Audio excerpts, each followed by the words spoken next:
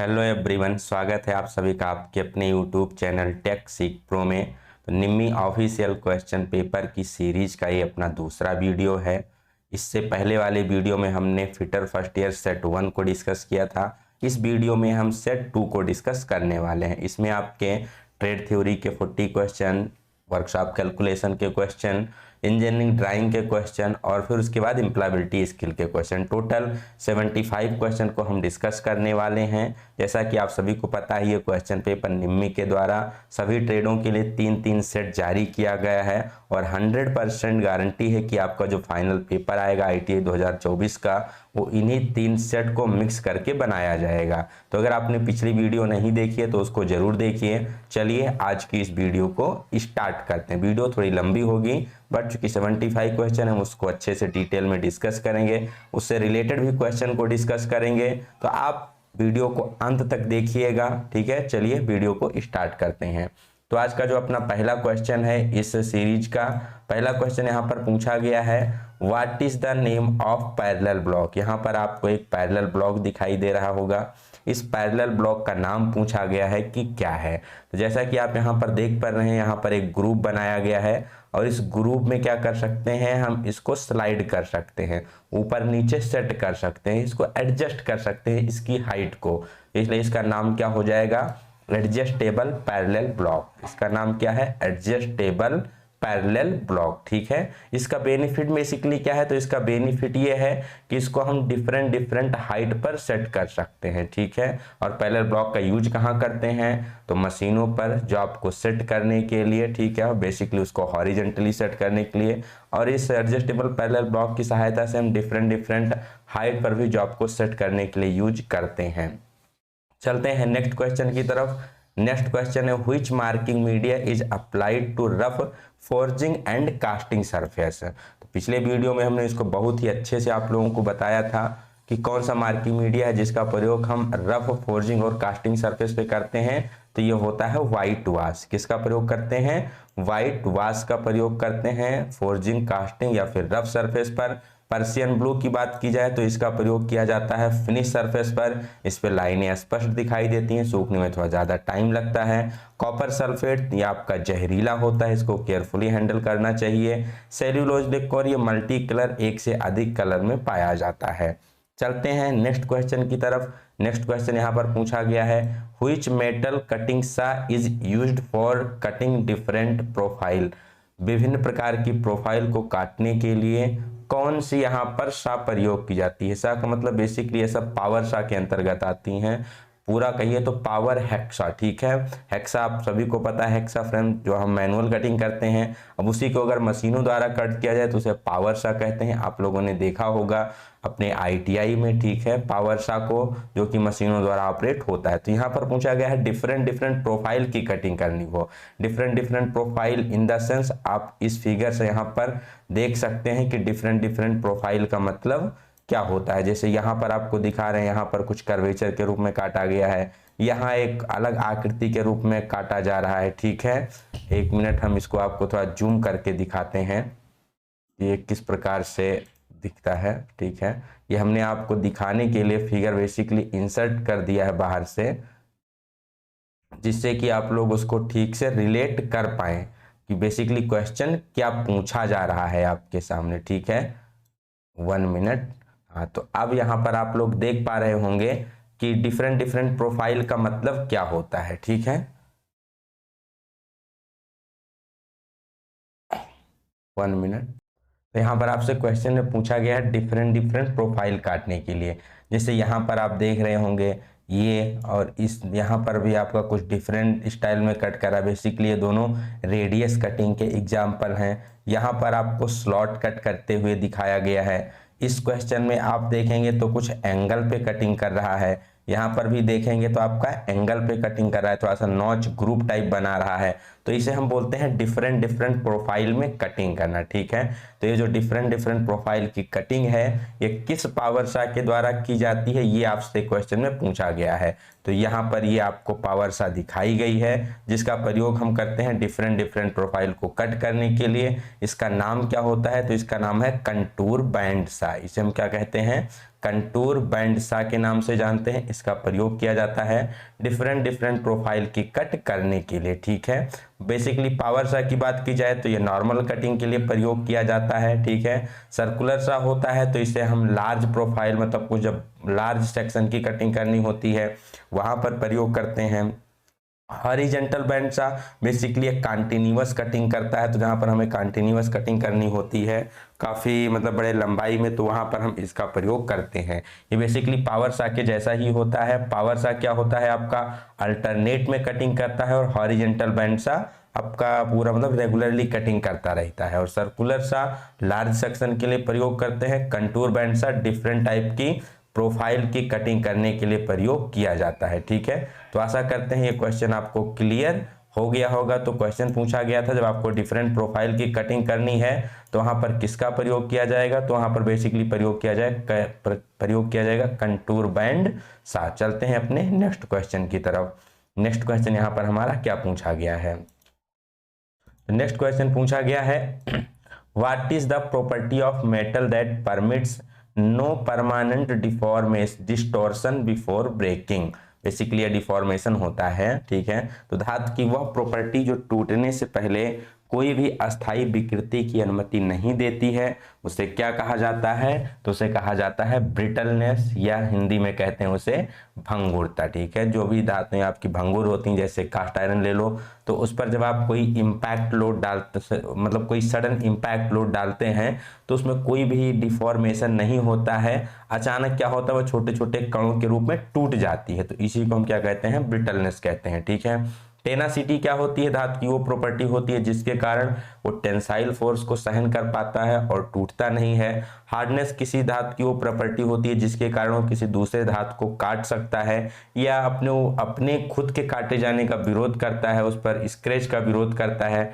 Toughness क्या होता है, टफनेस के कारण किसी धातु पर हम क्या कर सकते हैं, मतलब उस पर हम लोडिंग डाल सकते हैं, ठीक है, उस पर हम इम्पैक्ट लोड डाल सकते हैं, ठीक है। टफनेस मतलब उस पर ज्यादा हम लोडिंग कर सकते हैं, तो किसके कारण, टफनेस के कारण। नेक्स्ट क्वेश्चन की तरफ चलते हैं। Why surface plate are made of stress relieved good quality cast iron.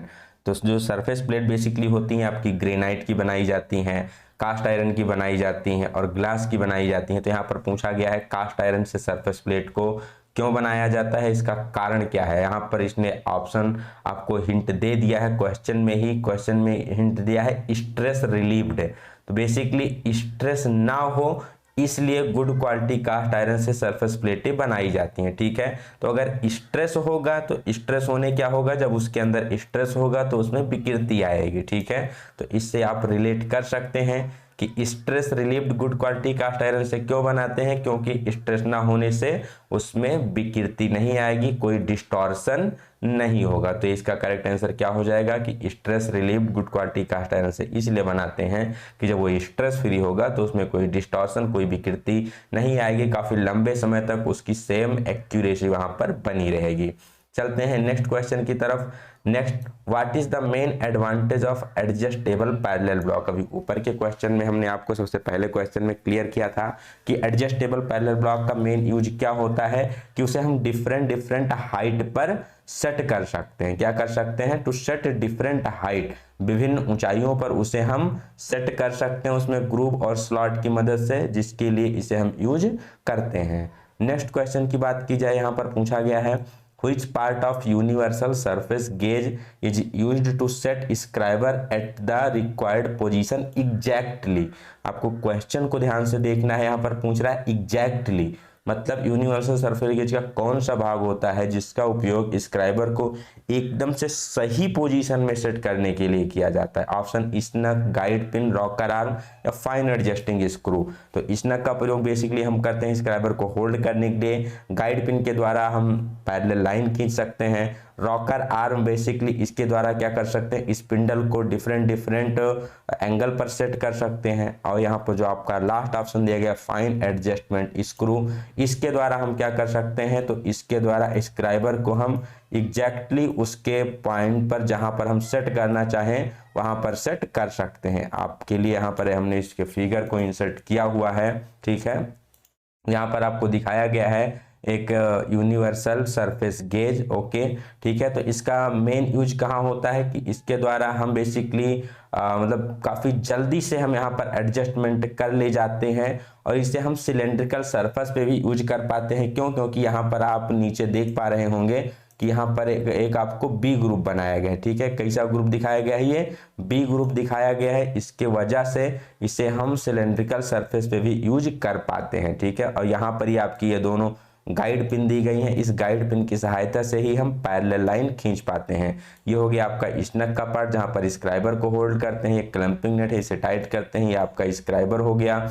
Main हो गया स्पिंडल, और ये जो पूरा अरेंजमेंट नीचे दिखा रहा है ये हो गया रॉकर आर्म। इसकी सहायता से हम इस स्पिंडल को डिफरेंट डिफरेंट एंगल पर कुछ इस प्रकार से ओरिएंटेशन में सेट कर सकते हैं, ठीक है। और यहाँ पर आपको एक दिखाया गया है फाइन एडजस्टिंग स्क्रू, ठीक है। बहुत ज़्यादा यहाँ पर हो गया, एक मिनट थोड़ा सा, ठीक है। तो यहाँ पर आपको दिखाया गया है ये वाला जो स्क्रू दिखाया गया इसे हम कहते हैं फाइन एडजस्टिंग स्क्रू। इसके द्वारा जो हम क्या करते हैं रॉकर आर्म की सहायता से स्पिंडल को सेट कर रहे होते हैं एंगल पर, तो इस स्क्रू के द्वारा हम एग्जैक्ट सेटिंग करते हैं और जो फाइनल आपका लॉकिंग होता है वो उसी के द्वारा यहाँ पर किया जाता है, ठीक है। तो इसका करेक्ट आंसर क्या हो जाएगा? Fine adjusting screw. उसके द्वारा हम उसको एग्जैक्ट पोजीशन पर सेट कर पाते हैं। चलते हैं नेक्स्ट क्वेश्चन की तरफ। नेक्स्ट क्वेश्चन पूछा गया है which metal cutting saw is used to cut large cross section area. अभी हमने ऊपर वाले क्वेश्चन में आपको सभी पावर सा के बारे में क्लियर किया था। यहाँ पर सेम क्वेश्चन पूछ लिया गया है कि किस पावर सा का प्रयोग किया जाता है लार्ज क्रॉस सेक्शन एरिया को कट करने के लिए। तो इसका सही उत्तर क्या हो जाएगा? तो इसका सही उत्तर हो जाएगा सर्कुलर सा। सर्कुलर सा के द्वारा हम क्या करते हैं डिफरेंट मतलब बहुत लार्ज क्रॉस सेक्शन एरिया को कट कर सकते हैं। और पावर सा आपका नॉर्मल कटिंग के लिए, कंटूर सा तो कंटूर सर के द्वारा डिफरेंट प्रकार की प्रोफाइल कट की जाती है जो हमने ऊपर वाले क्वेश्चन में डिस्कस किया था। यहाँ पर आप बेसिकली देख पा रहे होंगे यहाँ पर आपको एक फिगर दिया गया है किसका? सर्कुलर सा का। तो ये आपका क्या है? सर्कुलर सा का फिगर है। यहाँ पर एक आपको जो ब्लेड दिखाई गई है सर्कुलर दिखाई गई है। इसके द्वारा हम क्या कर सकते हैं तो काफी लार्ज क्रॉस सेक्शन एरिया देख पा रहे होंगे। सर्कुलर सा की डिफिनेशन है this type of cutting machine is used when cutting material have a large cross section. जब क्रॉस सेक्शन मतलब उसका क्षेत्र काफी बड़ा हो तो वहां पर इस मतलब पावर सा का प्रयोग किया जाता है। This circular saw has a continuous cutting action and economically in production work where heavy section metal are use. जहां पर काफी हैवी भारी सेक्शन मटेरियल का प्रयोग किया जाता है वहां पर बेसिकली लगातार कटिंग करने के लिए सर्कुलर सा का प्रयोग करते हैं। चलते हैं अपने नेक्स्ट क्वेश्चन की तरफ। तो आप ध्यान रखेंगे दो ही एग्जाम में पूछे जाते हैं, एक पूछा जाता है कंटूर सा तो डिफरेंट प्रकार की प्रोफाइल कट करने के लिए, और सर्कुलर सा तो इसका लार्ज क्रॉस सेक्शन एरिया को कट करने के लिए। नेक्स्ट क्वेश्चन की तरफ चलते हैं। तो नेक्स्ट क्वेश्चन यहाँ पर पूछा गया है why marking tables are made up of cast iron. Basically जो मार्किंग टेबल होती हैं, मार्किंग टेबल आप सभी को पता होगा जब भी हम वर्कशॉप में या किसी भी इंडस्ट्री में किसी भी जॉब पे मार्किंग कर रहे होते हैं या कोई अदर ऑपरेशन कर रहे होते हैं, इंस्पेक्शन कर रहे होते हैं, तो वहाँ पर बेसिकली जो आपकी डेटम सरफेस होती है वो किसके द्वारा प्रोवाइड की जाती है? तो मार्किंग करते समय जो आपका एंगल प्लेट होता है, बी ब्लॉक होता है, वर्नियर हाइट गेज होता है, सभी किस पर रखे जाते हैं? तो मार्किंग टेबल पे रखे जाते हैं। और जो डेटम सरफेस होती है, रेफरेंस सरफेस होती है, वो किसके द्वारा प्रोवाइड की जाती है? तो वो मार्किंग टेबल के द्वारा प्रोवाइड की जाती है। तो marking table basically cast iron से क्यों बनाए जाते हैं? तो उसमें एक गुण होता है सेल्फ लुब्रिकेशन का, जिसके कारण उस पर जंग वगैरह नहीं लगता है, ठीक है। तो इसीलिए इससे हम क्या बनाते हैं कास्ट आयरन को, सेल्फ लुब्रिकेशन गुण होने के कारण हम इससे मतलब मार्किंग टेबल को कास्ट आयरन से बनाते हैं। चलते हैं अपने नेक्स्ट क्वेश्चन की तरफ। Name the property of metal that withstand shock और इम्पैक्ट। धातु की उस प्रॉपर्टी का नाम बताइए जो कि शॉक और इम्पैक्ट लोड को सहन कर सकती है, मतलब झटके को सहन कर सकती है, कंपन वगैरह को सहन कर सकती है।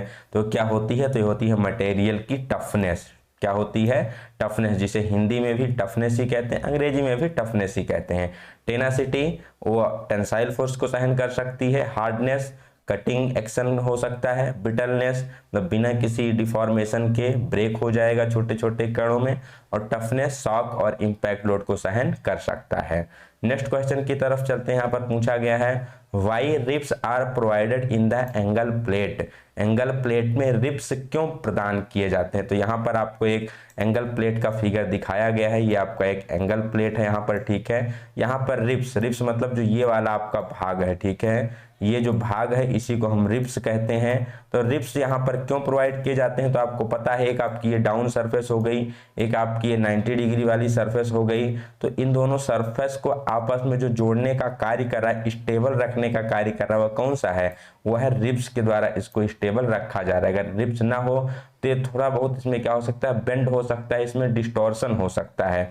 तो इस डिस्टॉर्शन को रोकने के लिए ही यहाँ पर रिप्स बेसिकली बनाई जाती हैं। चाहे आपका ये प्लेन एंगल प्लेट हो, चाहे आपका स्लॉटेड एंगल प्लेट हो, दोनों में आपकी क्या होती हैं, रिप्स प्रोवाइड की जाती हैं। तो इस क्वेश्चन का करेक्ट आंसर क्या हो जाएगा, तो इसका करेक्ट आंसर हो जाएगा प्रिवेंट डिस्टॉर्शन, विकृति को रोकने के लिए बेसिकली इसमें रिप्स बनाई जाती है एंगल प्लेट में, ठीक है। दो ग्रेड के आपके एक और दो होते हैं।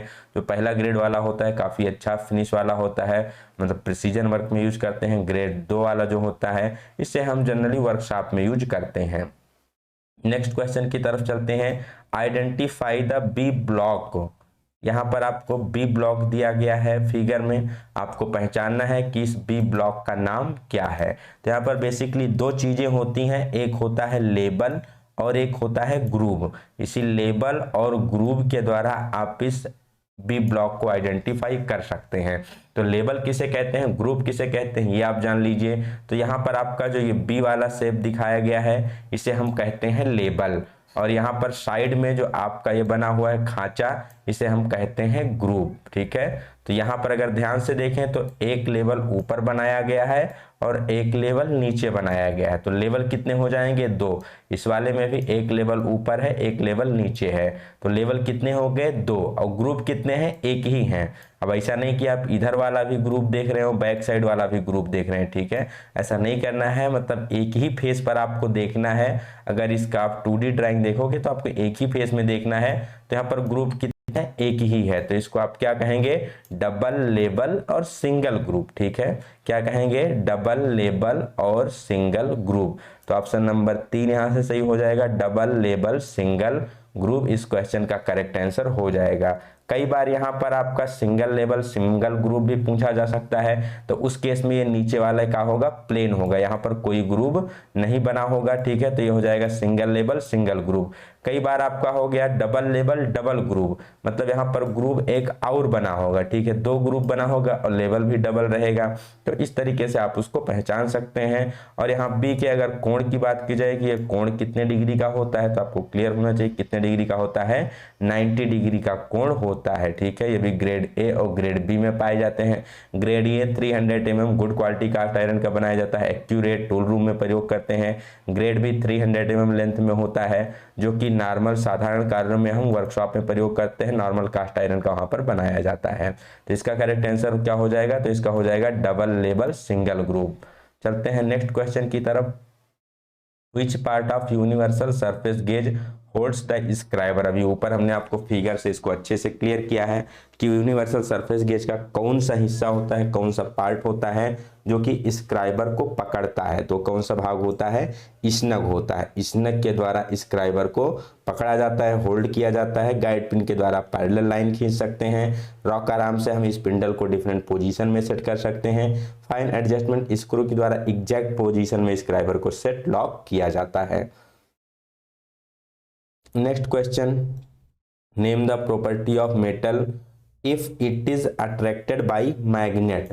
धातु के उस गुण का नाम क्या होता है जिसके द्वारा वो चुंबक के द्वारा आकर्षित किया जाता है। तो जहां भी मैग्नेट का नाम आएगा तो सिंपल सी क्या हो जाएगी, वो मैग्नेटिक प्रॉपर्टी हो जाएगी, चुंबकीय गुण हो जाएगा, ठीक है। बेसिकली इसमें एक तत्व होता है जिसे हम कोबाल्ट कहते हैं। कोबाल्ट के द्वारा यहाँ पर मैग्नेटिज्म का गुण इसमें उत्पन्न किया जाता है। तो जिसके कारण वो किसी भी चुंबक के द्वारा आकर्षित की जाती है तो उसे क्या कहते हैं, उसे मैग्नेटिक प्रॉपर्टी, चुंबकीय गुण कहते हैं।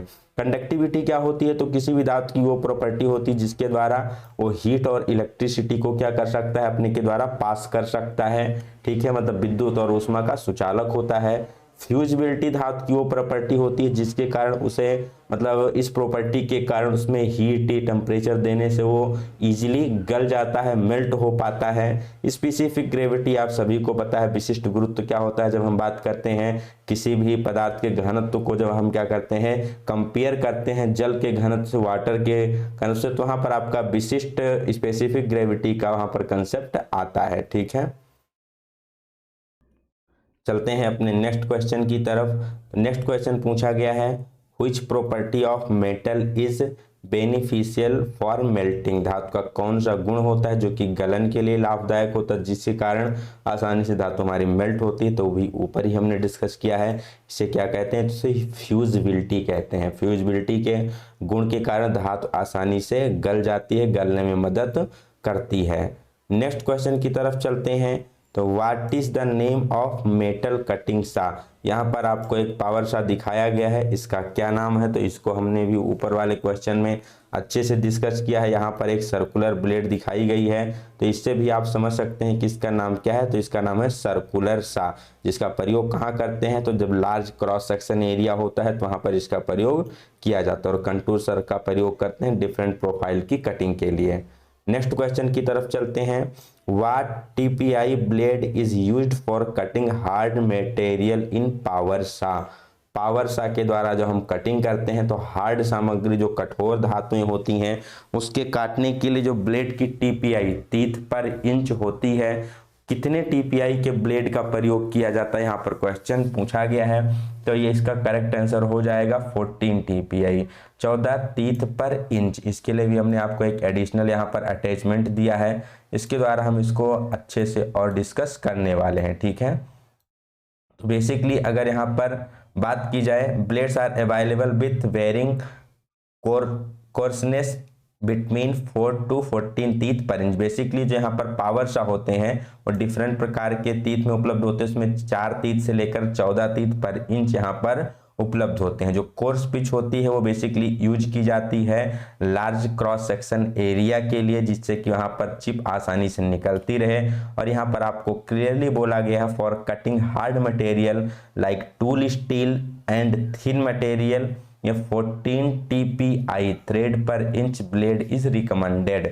जब यहाँ पर बेसिकली हम कटिंग कर रहे होते हैं किसकी, हार्ड मटेरियल जैसे कि टूल स्टील हो गया, तो उस समय 14 टीथ पर इंच वाले ब्लेड का प्रयोग किया जाता है। For general purpose 10 TPI blade will be use for, जब नॉर्मल कटिंग कर रहे होते हैं माइल्ड स्टील वगैरह हो गया तो उसके लिए 10 टीथ पर इंच वाले ब्लेड का प्रयोग किया जाता है। मेन इंपॉर्टेंट यहाँ पर क्या ध्यान रखना है, while selecting blades make sure at least 2 teeth of blade will be in contact with the work at all times. जब हम कटिंग कर रहे होते हैं तो उस समय हमें ध्यान में क्या रखना है ब्लेड सिलेक्शन के टाइम, कि जो भी हम ब्लेड सेलेक्ट कर रहे हैं ऐसा ब्लेड सेलेक्ट करें कि कटिंग करते समय लगभग कम से कम उसके 2 दांत वहां पर संपर्क में होने चाहिए। ऐसा ना होने से क्या होता है, ब्लेड आपका ब्रेक कर जाता है, ब्लेड टूट जाता है, तो ये चीज ध्यान में आपको रखनी है। तो 14 टीपीआई हो जाएगा हार्ड मटेरियल के लिए, 10 टीपीआई हो जाएगा जनरल वर्क के लिए। चलते हैं अपने नेक्स्ट क्वेश्चन की तरफ। नेक्स्ट क्वेश्चन पूछा गया है, what is the reading of a vernier caliper. यहाँ पर एक आपको वर्नियर कैलिपर दिखाया गया है, इसकी रीडिंग पूछी गई है। बहुत ही इजी क्वेश्चन होते हैं ये, आपको अच्छे से देखना चाहिए। तो यहाँ पर आप देख रहे हैं 4 मीन्स 40, 5 मीन्स 50, 60, 70, 80। तो यहाँ पर 40 है, और यहाँ पर देखें 40 और 50 के बीच में जो है ये क्या है, 45 को दर्शाता है। इसी प्रकार से 40 है, इससे पहले क्या रहा होगा, 30 रहा होगा। 30 और 40 के बीच में क्या आ जाएगा, 35 आ जाएगा। तो जो हमारी यहाँ पर जीरो वाली लाइन है आप देख पा रहे हैं, जीरो वाली लाइन हमारी 35 को क्रॉस कर चुकी है, तो आपकी मेन रीडिंग कितनी हो गई, 35 हो गई मेन स्केल की। वर्नियर स्केल का देखो कौन सा लाइन कोइंसाइड कर रहा है, तो यहाँ पर आपको दिखा दिया गया है कि जो 20वीं वाली लाइन है, 20वीं ग्रेजुएशन है, ये आपकी मैच कर रही है। चूंकि वर्नियर कैलिपर है, वर्नियर कैलिपर की लीस्ट काउंट होती है 0.02 mm। जब 20 को आप 0.02 से मल्टीप्लाई करोगे तो 0.4 हो जाएगा, और 35 में 0.4 जोड़ देने का है, तो आपको कितना मिल जाएगा, 35.4 मिल जाएगा, जो कि इस क्वेश्चन का करेक्ट आंसर हो जाएगा। निकालना कैसे है, सबसे पहले देखना है कि हमारी जीरो कहाँ पर है, तो जीरो आपका 35 के पास है, तो मेन स्केल रीडिंग 35 होगी। वर्नियर स्केल का कौन सा ग्रेजुएशन मेन स्केल के साथ कोइंसाइड कर रहा है, तो है 20 वाला ग्रेजुएशन।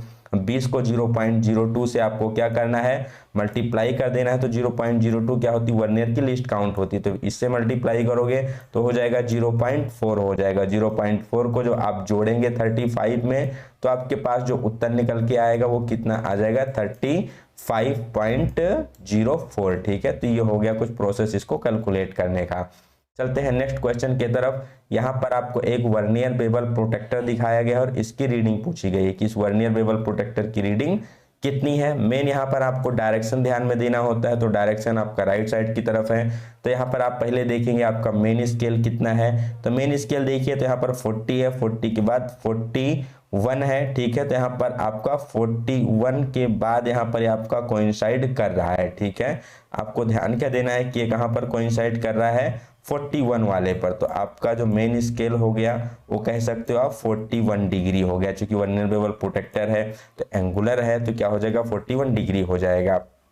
यहाँ पर वर्नियर स्केल देखना है, तो चूंकि आपका राइट साइड में है, इसलिए हमको जीरो के राइट साइड वाले को देखना होता है। यहाँ पर इन्होंने एरो मार्क भी कर दिया कि कौन सा ग्रेजुएशन मैच कर रहा है, तो बेसिकली यहाँ पर आपका ये 5-5 के अंतराल पर होता है, जैसे ये 60 है, 55 है, फिर आपका 50 हो गया, फिर आपका 45 हो गया। इस प्रकार से आपकी 0 से लेकर 60 तक होते हैं। 60 तक क्यों होती हैं कि 1 डिग्री में 60 मिनट होते हैं। देखिए कितना हो गया, ये आपका 60 है, उसके बाद क्या होगा 55 होगा, उससे पहले क्या होगा 50 होगा। तो आपको वर्नियर वाला जो है वो किस पे मैच कर रहा है, 50 वाले मैच पे कर रहा है। ठीक है, तो 50 क्या हो गया, मिनट हो गया, तो इसका करेक्ट रीडिंग कितना हो जाएगा, 41 डिग्री 50 मिनट, जो कि आपका यहाँ पर ऑप्शन नंबर 2 में दिया गया। 41 डिग्री 50 मिनट इसका करेक्ट आंसर हो जाएगा।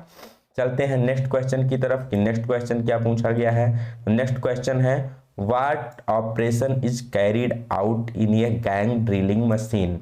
गैंग ड्रिलिंग मशीन में बेसिकली क्या होता है, एक से अधिक स्पिंडल होते हैं, लगभग यहाँ पर 8 के करीब स्पिंडल होते हैं, 2 से लेकर के 8 तक स्पिंडल हो सकते हैं, 1 से अधिक। तो यहाँ पर क्या किया जाता है, तो यहाँ पर सक्सेसिव ऑपरेशन किया जाता है। ठीक है, सक्सेसिव ऑपरेशन ऑफ ड्रिलिंग, जैसे मान लो ड्रिलिंग चल रही है, रिमिंग चल रही है, टाइपिंग चल रही है, बोरिंग चल रही है, तो एक साथ कई सारे यहाँ पर क्रम से ऑपरेशन हो रहे होते हैं। ठीक है, जैसे मान लो आपका ये पहला वाला स्पिंडल है, उस पर हम क्या करें, ड्रिलिंग करें, दूसरे वाले मशीन पर हम आपको उसको थोड़ा सा मतलब बोरिंग करें, तीसरे पे हम रिमिंग करें, चौथे पर काउंटर बोरिंग, फिर काउंटर सिंकिंग, फिर थ्रेडिंग। तो इस प्रकार से जो क्रम से ऑपरेशन चलते हैं इसे क्या कहते हैं, सक्सेसिव ऑपरेशन ऑफ ड्रिलिंग कहते हैं, जो किसमें किया जाता है, गैंग ड्रिलिंग मशीन के द्वारा किया जाता है। नेक्स्ट क्वेश्चन की बात करते हैं, तो which is an integral part of the stock in vernier bevel protector. Vernier bevel protector में बात की जाए तो स्टॉक का कौन सा अभिन्न हिस्सा होता है। तो यहाँ पर हमने आपको एक वर्नियर बेवल प्रोटेक्टर का फिगर दे दिया है, आप इसको आसानी से देख के रिलेट कर सकते हैं। तो यहाँ पर पूछा गया है, यहाँ पर ये आपको स्टॉक दिखाई गई है, तो स्टॉक का कौन सा हिस्सा है जो अभिन्न अंग है। तो स्टॉक के साथ हमेशा क्या जुड़ी होती है, ब्लेड जुड़ी होती है। ठीक है, तो इसका करेक्ट आंसर क्या हो जाएगा, स्टॉक का अभिन्न हिस्सा होता है ब्लेड। नाम क्या है इसका, vernier bevel protector. Vernier bevel protector की लिस्ट काउंट पूछी जाए तो कितनी हो जाती है, तो 5 मिनट इसकी लिस्ट काउंट हो जाती है। ठीक है, या 1/12 डिग्री। ठीक है, 1 डिग्री के 12वें भाग तक के मेजर कर सकता है। अब यहाँ पर बात की जाए डिस्क डिस्क के ऊपर आपका क्या होता है, डिस्क के ऊपर हमारा मेन स्केल होता है, मेन स्केल की एक्यूरेसी 1 डिग्री होती है। यहाँ पर दूसरा होता है डायल, डायल के ऊपर आपका वर्नियर स्केल ग्रेजुएटेड होता है, इसकी जो एक्यूरेसी होती है यहाँ पर जो कि आपका 12 और 23 वाला कंसेप्ट होता है। तो इस हिसाब से यहाँ पर जब हम वर्नियर स्केल की एक्यूरेसी निकालते हैं तो 1 डिग्री 55 मिनट निकल के आती है। लिस्ट काउंट निकालते हैं तो 2 मेन स्केल में से एक वर्नियर स्केल को माइनस करते हैं तो यहाँ पर लिस्ट काउंट आपको मिलता है 5 मिनट। ये चीज आपको ध्यान में रखना है। चलते हैं अपने नेक्स्ट क्वेश्चन की तरफ। नेक्स्ट क्वेश्चन यहाँ पर हमारा पूछा गया है, name the part mark as X. यहाँ पर आपको एक माइक्रोमीटर दिखाया गया है और पूछ रहा है एक्स से मार्क किए गए पार्ट का नाम क्या है। तो ये क्या है, इसे हम कहते हैं एनविल। इसे क्या कहते हैं, एनविल कहते हैं, ठीक है। जो कि क्या होता है, फिक्स मेजरिंग फेस होता है और इस पर बियर एंड टियर से बचाने के लिए कार्बाइड की टिप भी ब्रेज की हुई होती है। अदर पार्ट की बात की जाए तो यहाँ पर ये आपको जो मूवेबल वाला पार्ट होता है इसे हम कहते हैं स्पिंडल, जिसपे कि आपकी थ्रेड कटी होती है 0.5 mm पिच की थ्रेड होती है। ये आपका हो गया फ्रेम, जिस पर कि आपका माइक्रोमीटर किस रेंज का है उसकी साइज लिखी होती है, जैसे यहाँ 50 से 75 का दिखाया गया है।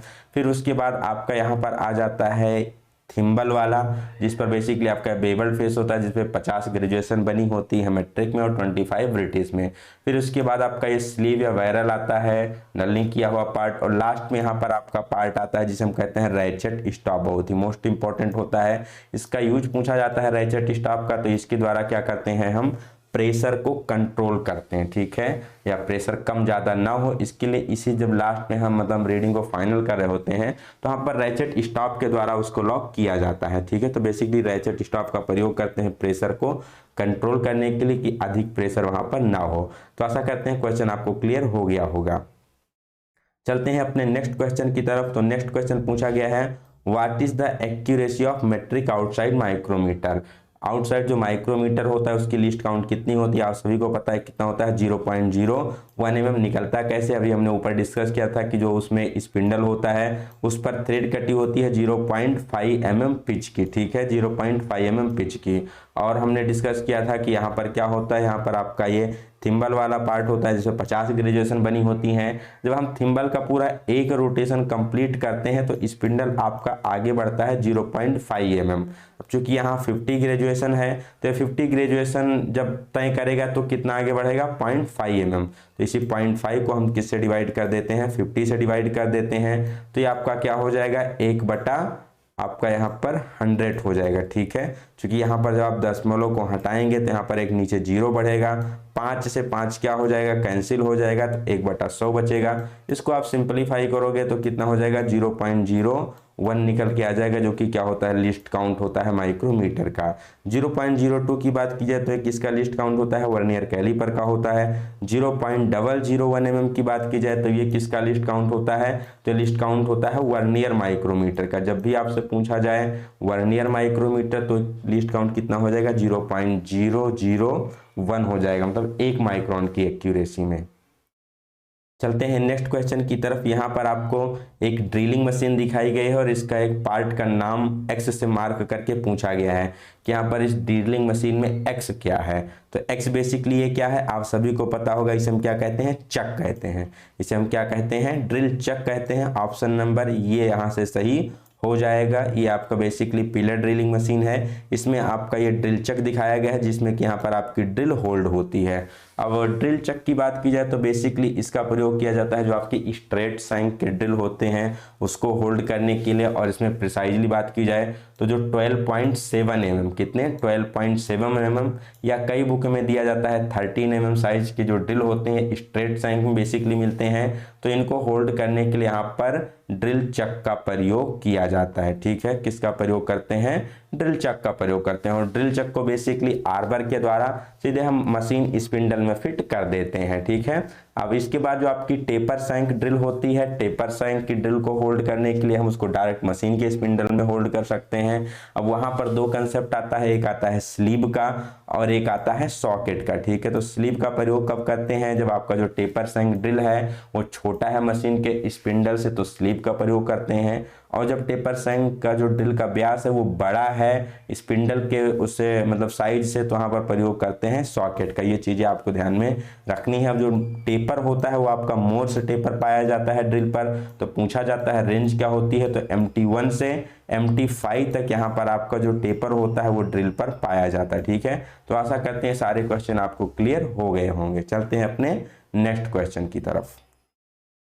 यहाँ पर आपको दिया गया है एक वर्नियर हाइट गेज, इसमें X से मार्क किए गए पार्ट को पूछा गया है। तो इस पार्ट का नाम क्या हो जाएगा, तो बेसिकली अगर बात किया जाए तो पूरा क्या है आपका वर्नियर हाइट गेज है। ठीक है, जिसमें ये आपका ये बेस हो गया, ये आपका बीम हो गया। ठीक है, इसे क्या कहते हैं, हम बीम कहते हैं, जिस पर आपका ये मेन स्केल ग्रेजुएटेड होता है। ठीक है, यहाँ पर आपका ये स्क्राइबर होल्ड किया जाता है। ठीक है, जिससे हम क्या करते हैं, मार्किंग करते हैं। और ये आपका होता है जिसे कहते हैं हम फाइन स्लाइडिंग मतलब फाइन एडजस्टमेंट स्लाइड कहते हैं। और ये आपका फाइन स्लाइडिंग जो आपका एडजस्टिंग नट होता है ये होता है। ठीक है, और ये आपका मेन स्केल के लिए आपका स्लाइड होता है जिसको लॉक करने का नेट होता है। तो इसका करेक्ट आंसर क्या हो जाएगा, फाइन स्लाइडिंग एडजस्टमेंट। ठीक है, तो यहाँ पर आपका जो ऑप्शन नंबर डी है ये सही हो जाएगा, चौथा वाला फाइन एडजस्टमेंट स्लाइड इसका सही आंसर हो जाएगा, क्योंकि इसके द्वारा हम फाइनली आपका वेरी एक्यूरेट से यहाँ पर सेटिंग करते हैं वर्नियर हाइट गेज की।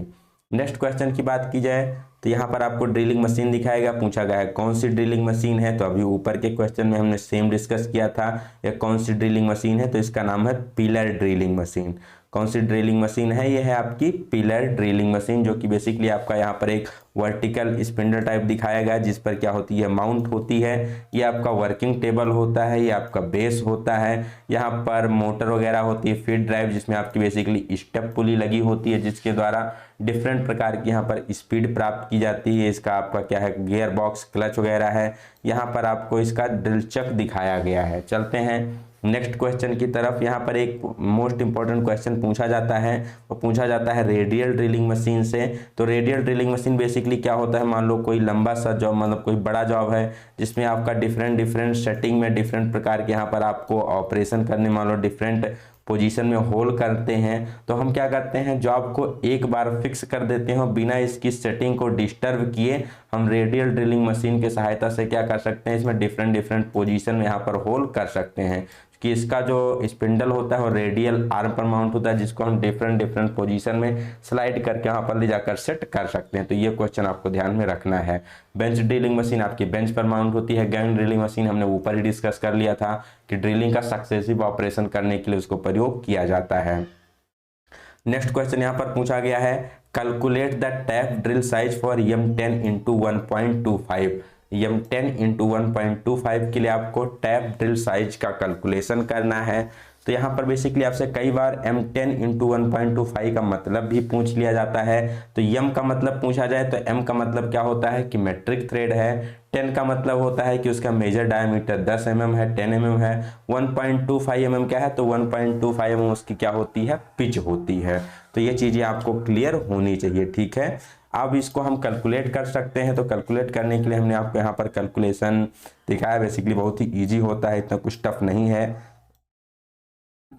बस आपको फार्मूला इसका ध्यान में होना चाहिए, तो आप इसे इजीली कैलकुलेट कर सकते हैं। ठीक है, यहाँ पर टैप ड्रिल साइज को हम कैलकुलेट कैसे करते हैं, तो टैप ड्रिल साइज के लिए हमारा फार्मूला होता है कि टैप ड्रिल साइज बराबर टैप साइज -2 × d, जहाँ पर d का मतलब क्या होता है, तो d का मतलब होता है डेप्थ, जिसकी वैल्यू होती है 0.61 × पिच। ये किसके लिए होती है, मेट्रिक के लिए होती है। और अगर ब्रिटिश थ्रेड दिया जाए तो यहाँ पर 0.63 हो जाता है, सॉरी यहाँ पर मिस्टेक है, क्या हो जाता है 0.63 × पिच हो जाता है, किसके लिए, ब्रिटिश के लिए। अब आपको टैप ड्रिल साइज निकालना है, तो टैप ड्रिल साइज बराबर पहले होता है टैप साइज। टैप साइज का मतलब हो जाए मेजर डायमीटर कितना है, तो मेजर डायमीटर हमारा 10 mm दिया गया है। अब 2 × d है, तो 2 के स्थान पे हम 2 लिखेंगे। अब चूंकि मेट्रिक थ्रेड प्रयोग कर रहे हैं तो d के स्थान पर 0.61 × पिच का प्रयोग करेंगे। 0.61 हमने ले लिया। पिच कितनी दी गई है, 1.25 mm दी गई है। जब आप इन तीनों को आपस में मल्टीप्लाई करेंगे तो ये कितना हो जाएगा, 1.525 हो जाएगा। ईजी कैसे कर सकते हैं, 1.25 को आप पहले 2 से मल्टीप्लाई करो तो ये कितना हो जाएगा, बेसिकली हो जाएगा mm हो जाएगा। अब इस 2.5 को आप 0.6 से मल्टीप्लाई करो तो 1.52 आपका आ जाएगा। 10 में से जब इसको हम माइनस करेंगे तो आपका निकल कर आएगा 8.475। अब चूंकि जो ड्रिल होती हैं स्टैंडर्ड साइजों में पाई जाती हैं तो हो सकता है कई बार आपको ऑप्शन में 8.4 से बनना मिल के आपको ऑप्शन में क्या मिलेगा 8.5 mm मिलेगा, ठीक है। इसीलिए यहाँ पर आपको लगाया गया इज दैट इक्वल टू, तो जो आपके इसके नियर बाई इक्वल में होता है 8.4 से बनना मिल के यहाँ पर आपको ऑप्शन में क्या मिलता है 8.5 mm ऑप्शन में आपको देखने को मिलेगा, क्योंकि 8.4 से बन के यहाँ पर ड्रिल उपलब्ध नहीं होगी, ठीक है। तो ये था इसका आंसर। अब बेसिकली यहाँ पर आपका ये उत्तर नहीं दिया गया है, ये तो हो गया आपका 100%। जब आपको सही थ्रेड चाहिए तो कैलकुलेट करने के लिए आप इस फार्मूले का प्रयोग कर सकते हो, बट कई बार यहाँ पर आपको 100% रिजल्ट की जरूरत, थ्रेड की जरूरत नहीं होती है। कई बार यहाँ पर आपको थंब रूल दिया जाता है। तो थंब रूल का मतलब क्या होता है, जो भी आपका मेजर डायमीटर दिया गया है उसमें से आपको क्या करना है, पिच को डायरेक्टली माइनस कर देना है। क्योंकि आप देख पा रहे हैं यहाँ पर ऑप्शन में आपको 8.5 mm नहीं दिया गया है, तो डायरेक्टली क्या करना है 10 में से 1.25 को आप माइनस कर दोगे तो निकल कर आएगा 8.75। कितना निकल के आएगा 8.75 निकल के आएगा। अब 8.75 भी ऑप्शन में दिया गया है, बट आपको उसको टिक नहीं करना है, चूंकि आपकी जो ड्रिल होती है वो स्टैंडर्ड साइजों में पाई जाती है, जैसे 8.7, 8.8, 8.9, ठीक है। इस प्रकार के स्टैंडर्ड साइजों में पाई जाती हैं, तो इसलिए इसका करेक्ट उत्तर हो जाएगा 8.8 mm। क्या हो जाएगा 8.8 mm, ना कि 8.7 mm। इस चीज को आप ध्यान में रखिएगा। निकाले कैसे, तो पहला तो हमने आपको यहाँ पर तरीका बताया कि किस प्रकार से आप यहाँ पर स्टैंडर्ड कैलकुलेट कर सकते हैं, एग्जैक्ट कैलकुलेट कर सकते हैं, टैप ड्रिल साइज बराबर टैप साइज माइनस 2 × d का प्रयोग करके, ठीक है। और यहाँ पर आपका थंब रूल मतलब आपका बेसिकली 60% थ्रेड के लिए पूछा गया है, तो डायरेक्टली आप 10 में से 1.25 को माइनस करके 8.75 आएगा। आप 75 ना टिक करके आपको 8.8 टिक करना होता है, उसके नियर जो आपका डेसिमल वैल्यू होता है उसको छोड़ देना होता है, ठीक है। तो चलते हैं नेक्स्ट क्वेश्चन की तरफ। नेक्स्ट क्वेश्चन पूछा गया which part of the vernier height gauge is an integral part of the main slide. Basically vernier height gauge में यहाँ पर पूछा गया कि कौन सा पार्ट होता है जो मेन स्लाइड का एक इंटीग्रल पार्ट होता है। तो हमने ऊपर ही आपको बताया था वो क्या होता है, वो होता है बीम। क्या होता है, बीम होता है, जो कि बेसिकली इस पर क्या होती है मतलब ग्रेजुएशन ग्रेजुएटेड होती हैं। सॉरी, इसका करेक्ट आंसर बीम नहीं होगा, सॉरी। यहाँ पर पूछा गया है आपसे integral part of the main slide, ठीक है। यहाँ पर आपको मेन स्लाइड पूछा गया है, तो जो मेन स्लाइड होती है उसका इंटीग्रल पार्ट क्या होती है, जॉस होती हैं, ठीक है। सॉरी फॉर दैट, हम आपको एक बार यहाँ पर ऑप्शन से क्लियर करवा देते हैं। यहाँ पर आप देख पा रहे हैं, यहाँ पर आपको वर्नियर हाइट गेज दिखाई गई है, तो यहाँ पर ये होती है आपकी मेन स्लाइड। मेन स्लाइड कहाँ पर दिखाई गई है, कुछ इस एरिया में, 1 मिनट।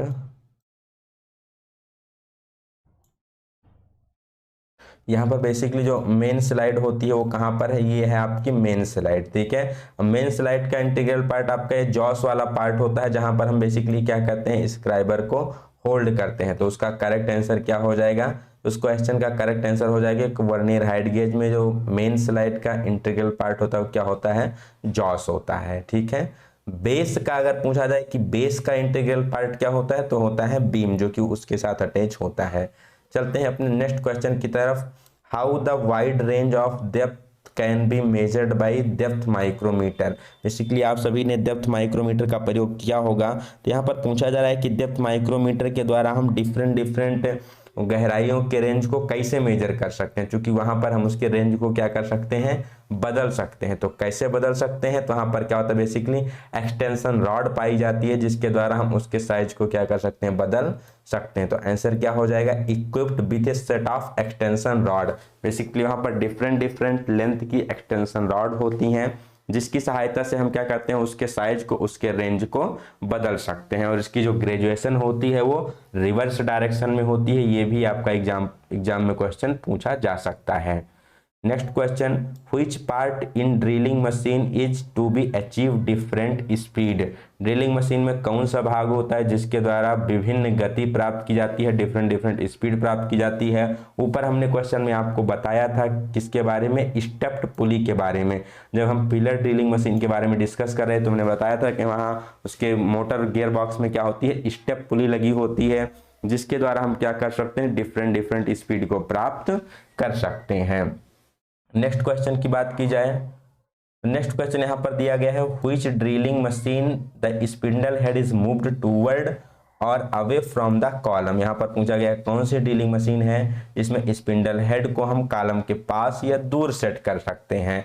तो बेसिकली ये बात कर रहा है आपका किसका, रेडियल ड्रिलिंग मशीन की। मान लीजिए ये कॉलम हो गया, यहाँ पर एक आपका एक रॉकर आर्म होता है जिस पर आपका एक स्पिंडल माउंट होता है।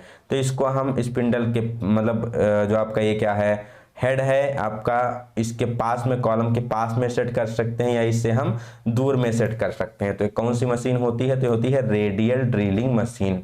तो रेडियल ड्रिलिंग मशीन में ऐसी आपकी सुविधा उपलब्ध होती है कि इसको हम स्लाइड करके किधर भी सेट कर सकते हैं स्पिंडल हेड को। Next question, what is the reading of vernier caliper in inch graduation. Basically यहाँ पर आपको इंच पद्धति में आपको एक वर्नियर कैलिपर दिया गया और पूछा गया है कि इसकी रीडिंग कितनी है। तो एक बहुत ही इजी होता है, आप लोगों को बस ध्यान से इसको अच्छे से देखना होता है फिगर को। सबसे पहले यहाँ पर आपको मेन स्केल, फिर उसके बाद वर्नियर, फिर उसकी ग्रेजुएशन देखनी होती है कि कितनी है। ठीक है, तो चलिए इसको हम देखते हैं। तो जैसे यहाँ पर आप पहले देखो बड़ा वाला एडिलेटर, तो ये 2 है, फिर ये आपका 3 है और ये आपका क्या है 4 है। तो इसी प्रकार यहाँ पर क्या रहा होगा, आपका 1 रहा होगा। क्या रहा होगा, 1 रहा होगा। ठीक है, 1 इंच, 2 इंच, 3 इंच, 4 इंच, फिर इसके बाद इसका सब ग्रेजुएशन आएगा।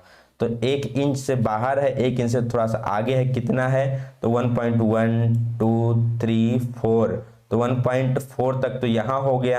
अब 4 और 5 के बीच में भी देखो तो यहाँ पर आपको एक ग्रेजुएशन दिखाई गई है। ठीक है, तो इससे क्या हो जाएगा, पहले आपकी जो मेन रीडिंग हो जाएगी 1.45, कितनी हो जाएगी 1.45, चूंकि 1 तो आपका यहाँ से आ गया और 4 ग्रेजुएशन और पार कर चुकी है, उसके बाद यहाँ पर एक सब ग्रेजुएशन पार कर चुकी है, तो कितना हो गया 1.45। ये आपका क्या हो गया, 0 वाली रीडिंग हो गई। अब आपको देखना है कौन सी यहाँ पर जो वर्नियर की कौन सी ग्रेजुएशन है जो कि मेन स्केल्स के साथ कोइंसाइड कर रही है। तो इन्होंने यहाँ पर एरो बनाया है, तो एरो क्या है 10 से 1 पहले है, तो उसकी वैल्यू क्या होगी 9 होगी। तो यहाँ पर 9वीं वाली ग्रेजुएशन हमारी क्या कर रही है, कोइंसाइड कर रही है। तो लास्ट में हम क्या करेंगे, 9 को भी इसमें जोड़ देंगे। ठीक है, अब इसका टोटल रीडिंग क्या हो जाएगी 1.459 हो जाएगी। ये हो गया आपका डायरेक्ट तरीका कि आप उसको देख कर कैलकुलेट कर सकते हैं। यहाँ पर कोई ज़रूरत नहीं आप उसको मल्टीप्लाई करना, ऐड करना। वैसे पहले आपका 1 हो गया, फिर उसके बाद 4 देखो, उसको 0.1 से मल्टीप्लाई करो, फिर यहाँ पर आपका जो 5 वाला ग्रेजुएशन 0.01 से मल्टीप्लाई करो, फिर 0.001 से 9 को मल्टीप्लाई करो, तीनों को ऐड करो। इससे बढ़िया डायरेक्टली आप क्या कर सकते हैं, देख कर ही उसका आंसर बता सकते हैं। 1 को क्रॉस कर गया है, 4 के बाद एक और है, तो 1.45 हो गया। 9वीं वाली ग्रेजुएशन आप यहाँ पर मैच करें तो 9 सबसे लास्ट में लिख दो, तो 1.459 इंच इसका करेक्ट आंसर हो जाएगा, जो कि ऑप्शन नंबर बी में यहाँ पर आपको दिया गया 1.459 इंच। चलते हैं नेक्स्ट क्वेश्चन की तरफ। नेक्स्ट क्वेश्चन पूछा गया है, what is the name of part mark as X. यहाँ पर एक्स के रूप में पार्ट मार्क को पूछा गया, यक्स कहाँ मार्क किया गया, यहाँ पर।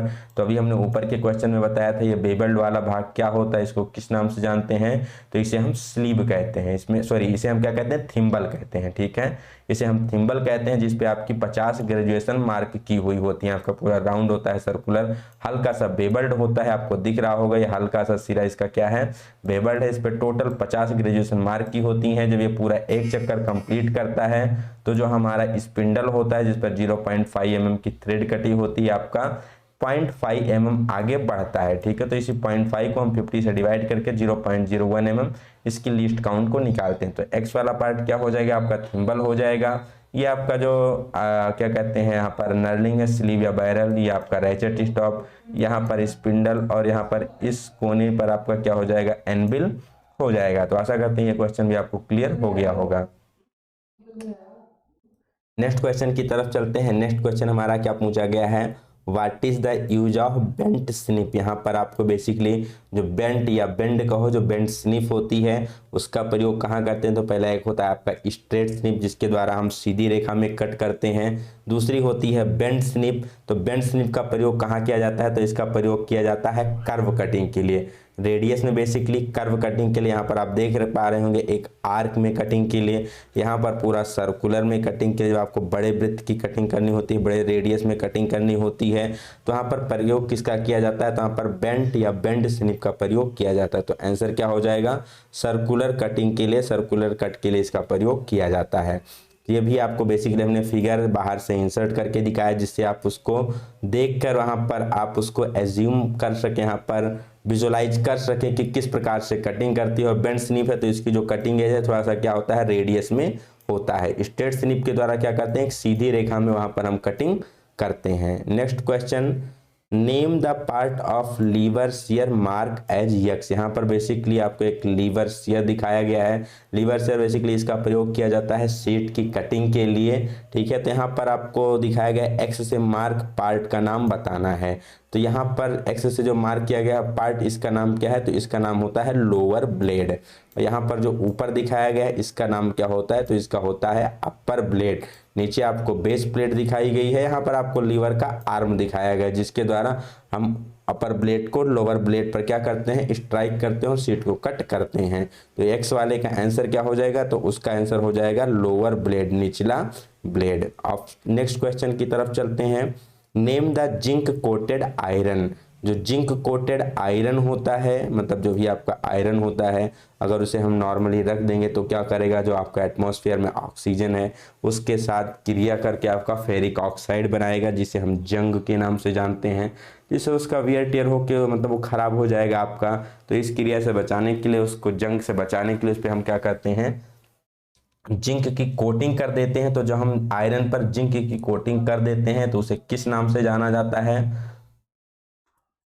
तो उसे गैल्वेनाइज्ड आयरन के नाम से जाना जाता है। उसे क्या कहते हैं? गैल्वेनाइज्ड आयरन कहते हैं, या फिर आपका कह सकते हो जस्ता चढ़ा हुआ लोहा, हिंदी में। अंग्रेजी में गैल्वेनाइज्ड आयरन कहा जाता है, ठीक है। चलते हैं नेक्स्ट क्वेश्चन की तरफ। नेक्स्ट क्वेश्चन यहाँ पर बेसिकली पूछा गया है, calculate the weight of steel plate having length of 200 mm, width 500 mm, thickness 4 mm and density 7.85 ग्राम पर सेंटीमीटर क्यूब। यहाँ पर आपको एक कोई प्लेट है, ठीक है, प्लेट है, उसका क्या करना है? स्टील की प्लेट है, उसका आपको वजन कैलकुलेट करना है कितना होगा। और उस प्लेट की लंबाई 2000 mm है, सॉरी कितनी है? 2000 mm है। चौड़ाई 500 mm है, मोटाई 4 mm है, और उसका घनत्व 7.85 ग्राम पर सेंटीमीटर क्यूब दिया गया है, ठीक है। तो यहाँ पर हमने आपको कैलकुलेशन शो किया है, आप इसको देख पा रहे होंगे। तो लेंथ उसकी कितनी है? 2000 mm, width 500 mm, thickness 4 mm, density 7.85 ग्राम पर सेंटीमीटर क्यूब। हमने सारे डाटा को क्या किया? नोट कर लिया। अब हमें फार्मूला क्या पता है? तुम्हें फार्मूला पता है density equal to mass by volume, घनत्व बराबर द्रव्यमान बटा आयतन। अब यहाँ आप मास कहो या फिर वेट कहो, दोनों आपका इस कंडीशन में एक ही चीज को डिनोट करता है, ठीक है। तो मास कही या फिर वेट के, तो घनत्व बराबर द्रव्यमान बटा आयतन। अब यहाँ से आपको निकालना क्या है? यहाँ से आपको मास या वेट निकालना है। तो वेट इक्वल टू हो जाएगा डेंसिटी मल्टीप्लाई विथ वॉल्यूम, मतलब घनत्व और वॉल्यूम को गुणा करने से यहाँ पर आपको वेट मिल जाएगा, वजन उस प्लेट का मिल जाएगा। क्योंकि प्लेट है, प्लेट किस शेप में होती है आपकी? कुछ इस प्रकार की शेप में होगी, चूंकि यहाँ लंबाई और चौड़ाई अलग अलग है तो बेसिकली क्या होगी? रेक्टेंगुलर शेप में होगी, ठीक है। आप कुछ इसको इस प्रकार से 3D में ले सकते हैं। और यहाँ पर इसकी आपकी क्या है? ये मोटाई है, ठीक है। तो इसका क्या हो जाएगा? आयतन कैसे निकालोगे? तो लंबाई गुणे चौड़ाई गुणे इसकी मोटाई, ठीक है। तो इसकी लंबाई कितनी हो गई? 2000 mm हो गई, चौड़ाई 500 mm हो गई, और थिकनेस मोटाई कितनी हो गई? 4 mm हो गई, ठीक है। अब चूंकि यहाँ पर जो आपको डेंसिटी दी गई हो, किसमें दी गई है? ग्राम प्रति सेंटीमीटर क्यूब में दी गई है, सेंटीमीटर क्यूब। तो अपने सारे डाटा किस में है? मिलीमीटर में है। तो मिलीमीटर को हम किस में बदल लेंगे, सेंटीमीटर में बदल लेंगे। आपको पता है 1 सेंटीमीटर में कितना मिलीमीटर होता है, 10 मिलीमीटर होता है। तो यहाँ पर हमने 10 से डिवाइड कर दिया, 2000 को 10 से डिवाइड किए, 500 को 10 से डिवाइड कर दिए, और 4 को भी हमने यहाँ पर क्या किया, 10 से डिवाइड कर दिया। किस में बदलने के लिए, उसको सेंटीमीटर में बदलने के लिए। 10 देखो नीचे 3 बार है तो 3 जीरो हो गया, ऊपर का हमने 3 जीरो क्या किया, 2000 से कैंसिल कर दिया। अब क्या बचा आपके सामने, 7.85 बचा, और 2 बचा, 3 जीरो वहां से कैंसिल हो गया, 500 बचा इंटू 4 बचा। अब इन चारों को जो मल्टीप्लाई करेंगे तो जो भी उत्तर आएगा वो किस में आएगा, ग्राम में आ जाएगा। तो इतना ग्राम इसका आंसर हो जाएगा। लेकिन यहाँ पर अगर आप उत्तर देखो तो उत्तर सारे किस में दिए गए हैं, किलोग्राम में दिए गए हैं। तो इस हमें डाटा को क्या करना होगा, जो ग्राम में दिया गया है इसको किलोग्राम में बदलना पड़ेगा।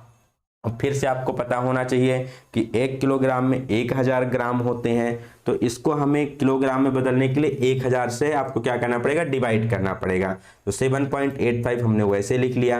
अब 2 को जब 500 से मल्टीप्लाई करोगे तो कितना हो जाएगा, 1000 हो जाएगा। हमने 1000 लिख दिया, और बचा 4, तो 4 को हमने वैसे लिख दिया। तो ये 7.85 इंटू 4 इंटू 1000 आपका ऊपर का डाटा हो गया। अब 1000 से डिवाइड करना था, इसको किलोग्राम में बदलने के लिए 1000 से डिवाइड कर दिए। अब 1000 से 1000 आपका कैंसिल हो गया, तो बचा क्या, 7.85 इंटू 4, दोनों को मल्टीप्लाई करोगे तो आपका उत्तर आ जाएगा 41.40 kg। ठीक है, कितना उत्तर आ जाएगा, 41.40 kg, जो इसकी इस क्वेश्चन का करेक्ट आंसर हो जाएगा।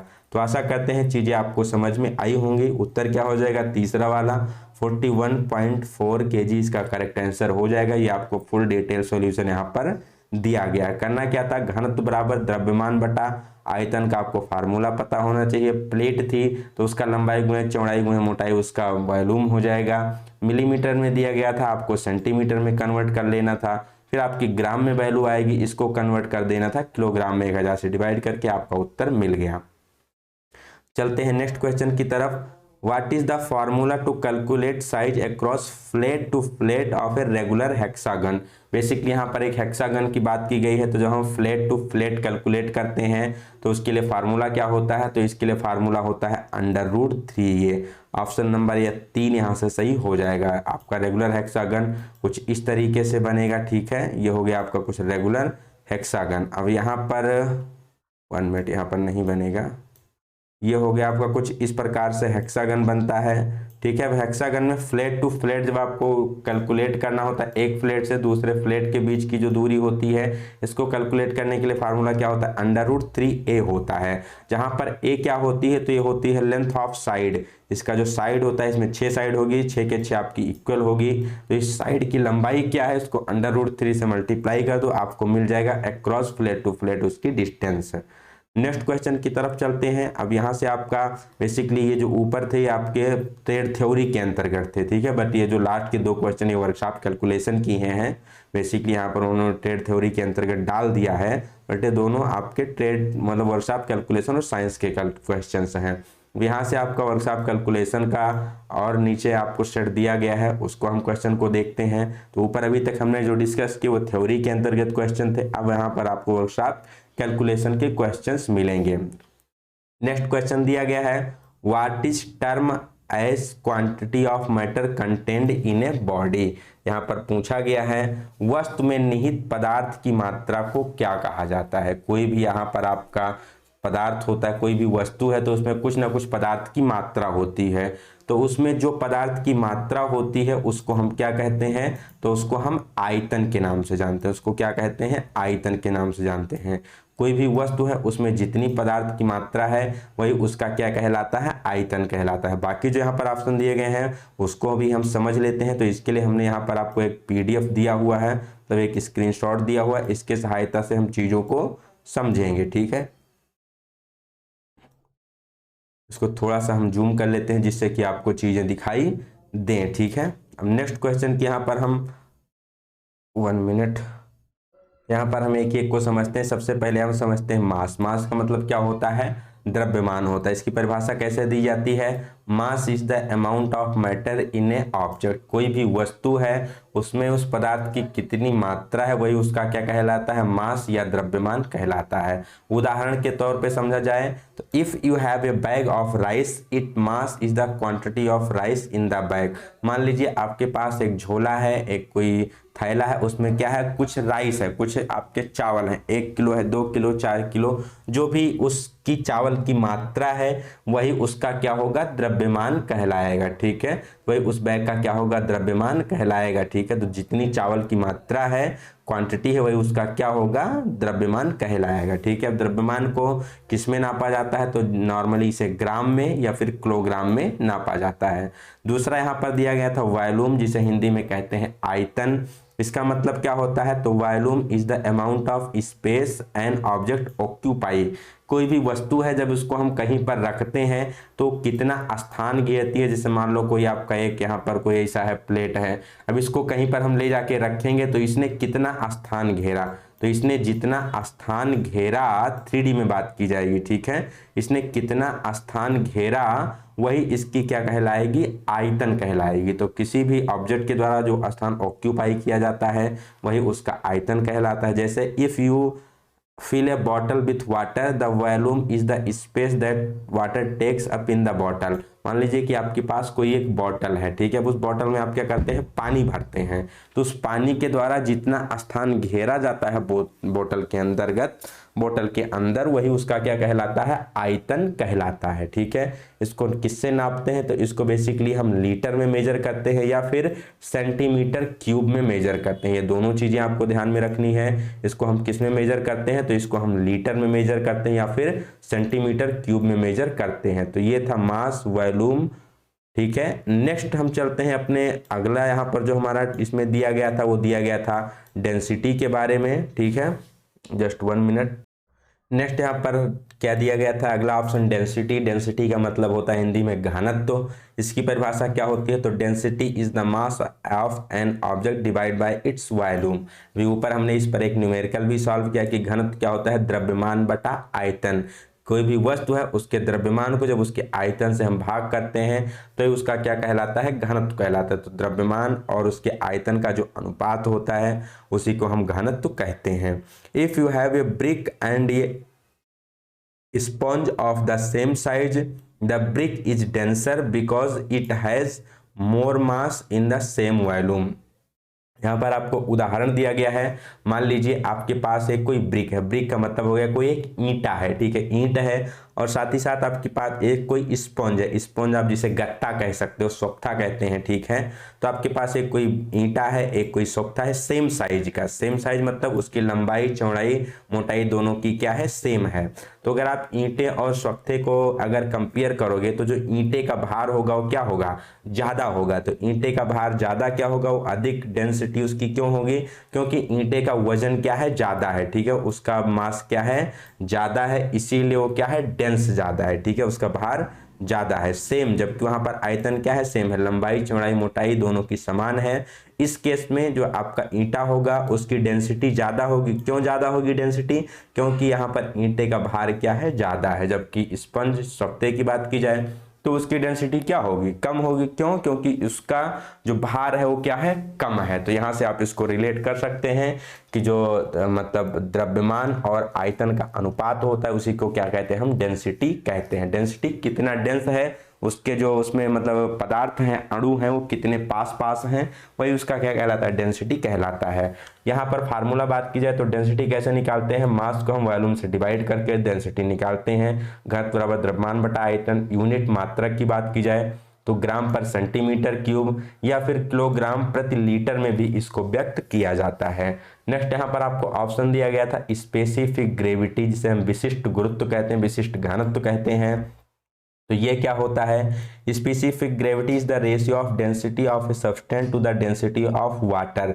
कोई भी पदार्थ है उसका घनत्व ले लो और जल के घनत्व ले लो, उन दोनों का जो अनुपात होता है उसी को क्या कहते हैं, हम स्पेसिफिक ग्रेविटी कहते हैं। अब यहाँ पर हम जल क्यों लेते हैं, क्योंकि जल का घनत्व क्या होता है, एक होता है। एक होने के कारण ही हम क्या कर सकते हैं, इसको किसी दूसरे से कंपेयर कर सकते हैं। तो उस पदार्थ का घनत्व कितना है और जल के घनत्व से उसको कंपेयर कर लीजिए तो उसका जो रेशियो होता है उसी को स्पेसिफिक ग्रेविटी कहा जाता है। जैसे मान लीजिए if a substance has specific gravity of 2, it means it is twice as dense as water. मान लीजिए कोई पदार्थ है जिसका घनत्व कितना है, 2 है, तो उस पदार्थ का घनत्व 2 होने का मतलब क्या है कि ये पानी की अपेक्षा 2 गुना अधिक डेंस है, ठीक है। उसकी जो घनत्व है, उसका डेंसिटी है वो क्या है, 2 गुना है, किसके कंपेयर में, पानी के कंपेयर में, ठीक है। और इसका कोई मात्रक नहीं होता है, क्यों नहीं होता, क्योंकि ये क्या है, एक रेशियो होता है, अनुपात होता है, इसलिए इसका कोई मात्रक नहीं होता है। और हम इसे वाटर से ही क्यों कंपेयर करते हैं, क्योंकि वाटर की डेंसिटी क्या होती है, 1 ग्राम पर सेंटीमीटर क्यूब होती है, इसीलिए हम इसको स्पेसिफिक ग्रेविटी निकालते समय वाटर से कंपेयर करते हैं। तो आशा करते हैं ये सारा आपको यहाँ पर जो टॉपिक हमने समझाया क्लियर हो गया होगा। मास क्या है, डेंसिटी क्या है, वॉल्यूम क्या है, ये सारी चीजें आपको क्लियर हो गई होंगी, ठीक है। अब चलते हैं अपने हम नेक्स्ट क्वेश्चन की तरफ। यहाँ पर आपसे क्वेश्चन में पूछा क्या गया था, तो आपसे क्वेश्चन में पूछा गया था कि किसी भी पदार्थ में जो निहित मात्रा होती है उसको क्या कहते हैं, तो उसको कहा जाता है आपका द्रव्यमान। चलते हैं नेक्स्ट क्वेश्चन की तरफ। Next question, what is called mass per unit volume of a substance. किसी पदार्थ के द्रव्यमान प्रति इकाई आयतन को क्या कहा जाता है। अभी ऊपर ही हमने इसको अच्छे से डिटेल में डिस्कस किया है कि इसे क्या कहते हैं, तो इसे कहा जाता है बेसिकली आपका घनत्व। इसे क्या कहते हैं, घनत्व कहते हैं, ठीक है। घनत्व बराबर क्या होता है, द्रव्यमान बटा आयतन। इकाई आयतन में उसका द्रव्यमान कितना है, वही उस वस्तु का, उस पदार्थ का क्या कहलाता है, घनत्व कहलाता है। चलते हैं नेक्स्ट क्वेश्चन की तरफ। तो नेक्स्ट क्वेश्चन यहाँ पर पूछा गया है, what is the ratio of power output to the power input. यहाँ पर पूछ रहा है शक्ति आउटपुट और शक्ति इनपुट का जो अनुपात होता है उसे क्या कहा जाता है। तो बेसिकली इसे हम कहते हैं इफिशियंसी, दक्षता। हम कितना यहाँ पर पावर लगा रहे हैं, उस पावर के द्वारा हमें कितना कार्य प्राप्त हो रहा है, कितनी मतलब आउटपुट मिल रहा है। तो आउटपुट और इनपुट का जो रेशियो होता है इसे किस नाम से जानते हैं, तो इसे हम कहते हैं इफिशियंसी या फिर दक्षता। इसको हम अच्छे से भी समझ लेते हैं। यहाँ पर वर्क क्या है, एनर्जी क्या है, एक्सीलरेशन, एफिशिएंसी, ये सारी चीजें क्या है, इसको भी हम अच्छे से क्लियर करने वाले हैं आप लोगों के लिए, ठीक है। तो यहाँ पर एक फिर से हमारे पास एक स्क्रीनशॉट है, इसके द्वारा हम इसको अच्छे से समझने वाले हैं। सबसे पहला यहाँ पर टर्म दिया गया था वर्क, जिसे हिंदी में कहा जाता है कार्य। तो इसकी डिफिनेशन क्या होती है, work is done when a force moves an object over A distance. Hindi में आप इसे कह सकते हो बल लगाकर बल की दिशा में किए गए विस्थापन को ही कार्य कहते हैं, ठीक है। जब हम कोई भी वस्तु है उस पर हम क्या करते हैं, बल लगाते हैं, और जिस दिशा में हम बल लगाते हैं अगर वो वस्तु थोड़ी सी मूव हो जाती है, थोड़ा सा विस्थापित हो जाती है, तो कहा जाता है कार्य हुआ है, ठीक है। जैसे एग्जांपल लिया जाए, pushing a box across the floor involves doing work on the box. मान लीजिए कोई आपका यहाँ पर बॉक्स, एक कंटेनर किसी फर्श पर रखा हुआ है, अब उस कंटेनर को आप क्या करते हैं, पुश करते हैं, उस पर थोड़ा सा बल लगाते हैं, बल लगाकर उसको थोड़ा सा क्या करते हैं, अपने जगह से अलग करते हैं, तो वही क्या होता है, उस बॉक्स पर किया गया कार्य होता है। कार्य का फार्मूला क्या होता है, तो वर्क बराबर फोर्स इंटू डिस्टेंस, बल बराबर बल गुणे बल की दिशा में विस्थापन। इसकी यूनिट की बात की जाए कि कार्य यहाँ पर बल का मतलब क्या हो जाएगा यूनिट, तो इसका यूनिट हो जाएगा जूल। कार्य का मात्रक, ऊर्जा का मात्रक, इन दोनों का मात्रक क्या होता है, जूल होता है। फोर्स का मात्रक पूछा जाए तो बल का मात्रक क्या होता है, न्यूटन होता है। नेक्स्ट यहाँ पर दिया गया था एनर्जी। एनर्जी को हिंदी में कहते हैं ऊर्जा। इसकी डिफिनेशन होती है, energy is the ability to do work और कॉज चेंज। किसी भी कार्य करने के लिए जो क्षमता होती है वही क्या कहलाती है, उसकी ऊर्जा कहलाती है। उस वस्तु की क्या कहलाती है, एनर्जी कहलाती है। तो ability to do the work, कार्य करने की क्षमता को क्या कहते हैं, ऊर्जा कहते हैं। जैसे a battery stores energy that can power a flash light. मान लीजिए आप लोगों ने टॉर्च यूज किया होगा, तो उसमें एक बैटरी लगी होती है, तो बैटरी के अंदर क्या होती है, ऊर्जा होती है। उसी ऊर्जा के द्वारा वो क्या करती है, लाइट को जलाती है। सिंपल सा एग्जांपल दिया गया, आप लोग मोबाइल यूज कर रहे हैं जिसके द्वारा इस वीडियो को देख रहे हैं, तो मोबाइल में भी आपकी क्या है, बैटरी है। तो उस बैटरी के अंदर क्या है, उसमें ऊर्जा है, जो कि केमिकल एनर्जी, जिस भी फॉर्म में हो आपकी ऊर्जा, डिफरेंट डिफरेंट फॉर्म में हो सकती है। तो उसी ऊर्जा के द्वारा वो क्या करे, आपके मोबाइल को चला रही है, तो वही क्या है, उसकी एनर्जी है। अब इसको हम कैसे मेजर करते हैं, तो इसके लिए भी यूनिट क्या होती है, जूल होती है। चाहे वर्क की बात की जाए या फिर यहाँ पर आपकी एनर्जी की बात की जाए, दोनों का ही यूनिट क्या होता है, तो दोनों का ही यूनिट यहाँ पर क्या होता है, जूल होता है। जूल के द्वारा ही दोनों को मेजर किया जाता है। नेक्स्ट यहाँ पर जो टर्मिनोलॉजी दी गई है उसको भी डिस्कस कर लेते हैं, इफिशियंसी और एक्सीलरेशन को, कि इफिशियंसी क्या होती है और एक्सीलरेशन क्या होता है। नेक्स्ट यहाँ पर आपका पूछा गया है इफिशियंसी के बारे में। तो बेसिकली इफिशियंसी क्या होती है, तो efficiency is the ratio of useful work और energy output to the total energy input usually expressed as a percentage. Basically efficiency क्या होता है, आपका जो यूजफुल वर्क आउटपुट है और इनपुट है, आउटपुट और इनपुट का जो रेशियो होता है, मतलब आपको कितनी ऊर्जा मिल रही है, आपने कितनी ऊर्जा लगाई, तो उन दोनों का जो अनुपात है वो क्या कहलाता है, इफिशियंसी कहलाता है। निकालते कैसे हैं, इफिशियंसी बराबर यूजफुल एनर्जी आउटपुट बटा टोटल एनर्जी इनपुट, इसको मल्टीप्लाई कर दो 100 से, तो आपको यहाँ पर मिल जाता है इफिशियंसी। और इफिशियंसी को क्या करते हैं हम, परसेंटेज में व्यक्त करते हैं। एग्जाम्पल दिया गया है, if a car engine use fuel to produce motion, not all the fuel's energy is converted into movement, some is lost as heat, the efficiency measure how much of the fuel's energy is used for the movement। यहाँ पर उदाहरण दिया गया, मान लो आप car में 1 litre petrol का use कर रहे हैं कार को चलाने के लिए, तो जो यहाँ पर कार का इंजन है तो 1 लीटर फ्यूल पेट्रोल यहाँ पर कंज्यूम कर रहा है, तो टोटल 1 लीटर का प्रयोग काल को आगे बढ़ाने के लिए नहीं किया गया है, उसका जो कुछ पार्ट है वो क्या है, ऊष्मा के रूप में या किसी अन्य पार्ट में भी आपका मतलब किसी अन्य मोशन में भी क्या हो जाता है, वेस्ट हो जाता है। तो फ्यूल की कितनी मात्रा का उपयोग यहाँ पर बेसिकली मूवमेंट के लिए किया गया है, वही उसकी क्या कहलाती है, इफिशियंसी कहलाती है। नेक्स्ट यहाँ पर पूछा गया है एक्सीलरेशन के बारे में, त्वरण इसे हिंदी में कहते हैं एसिलरेशन को। ये क्या होता है, तो इसकी डिफिनेशन होती है, acceleration is the rate at which an object velocity it may be speed in the direction change over time. तो त्वरण क्या होता है, बेसिकली एसिलरेशन क्या होता है, जिस रेट से स्पीड आपकी चेंज होती है, वेग आपका परिवर्तित होता है, वही उसका क्या कहलाता है, एसिलरेशन कहलाता है। क्या होता है, समय के साथ साथ चेंज होता है। तो त्वरण बराबर क्या होता है, वेग परिवर्तन बटा समय अंतराल। समय के साथ साथ जो आपका वेग परिवर्तन है आपका घट भी सकता है, बढ़ भी सकता है, ठीक है। तो जो उसमें वेग में वेलोसिटी में चेंज होता है वही आपका एक्सीलरेशन होता है। जैसे when A car speed up from A stop light it is accelerating, मान लो कोई कार क्या है, रुकी हुई है, रुकने से तो चलती है फिर स्पीड बढ़ाती है, तो क्या कर रही है, एक्सीलरेट कर रही है। फार्मूला कैलकुलेट कैसे करते हैं, तो चेंज इन वेलोसिटी, उसके वेग में कितना परिवर्तन है और इसके लिए उसने टाइम कितना लिया, इन दोनों को डिवाइड करके जो आपको मिलता है वो क्या मिलता है, एक्सीलरेशन मिलता है। यूनिट क्या होती है, तो इसकी यूनिट होती है मीटर पर सेकेंड। इसकी यूनिट क्या होती है, मीटर पर सेकेंड इसकी यूनिट होती है। तो आशा करते हैं यह क्वेश्चन भी आपको क्लियर हो गया होगा। और कोई डाउट अगर होता है इस सब में तो आप बेसिकली आप कमेंट सेक्शन में पूछ सकते हैं कमेंट करके, या फिर टेलीग्राम चैनल को ज्वाइन करके वहां पर भी आप अपने डाउट को पूछ सकते हैं। वीडियो अच्छी लग रही हो तो आप वीडियो को लाइक जरूर कीजिएगा और साथ ही साथ अपने फ्रेंड के बीच फ्रेंड के बीच शेयर कीजिएगा, जैसे कि उन्हें भी इसका एडवांटेज मिल सके। चलिए बढ़ते हैं अपने नेक्स्ट क्वेश्चन की तरफ। नेक्स्ट क्वेश्चन यहाँ पर हमारा क्या पूछा गया है, तो नेक्स्ट क्वेश्चन पूछा गया है यहाँ पर हमारा, how many watts for 1 horse power British system.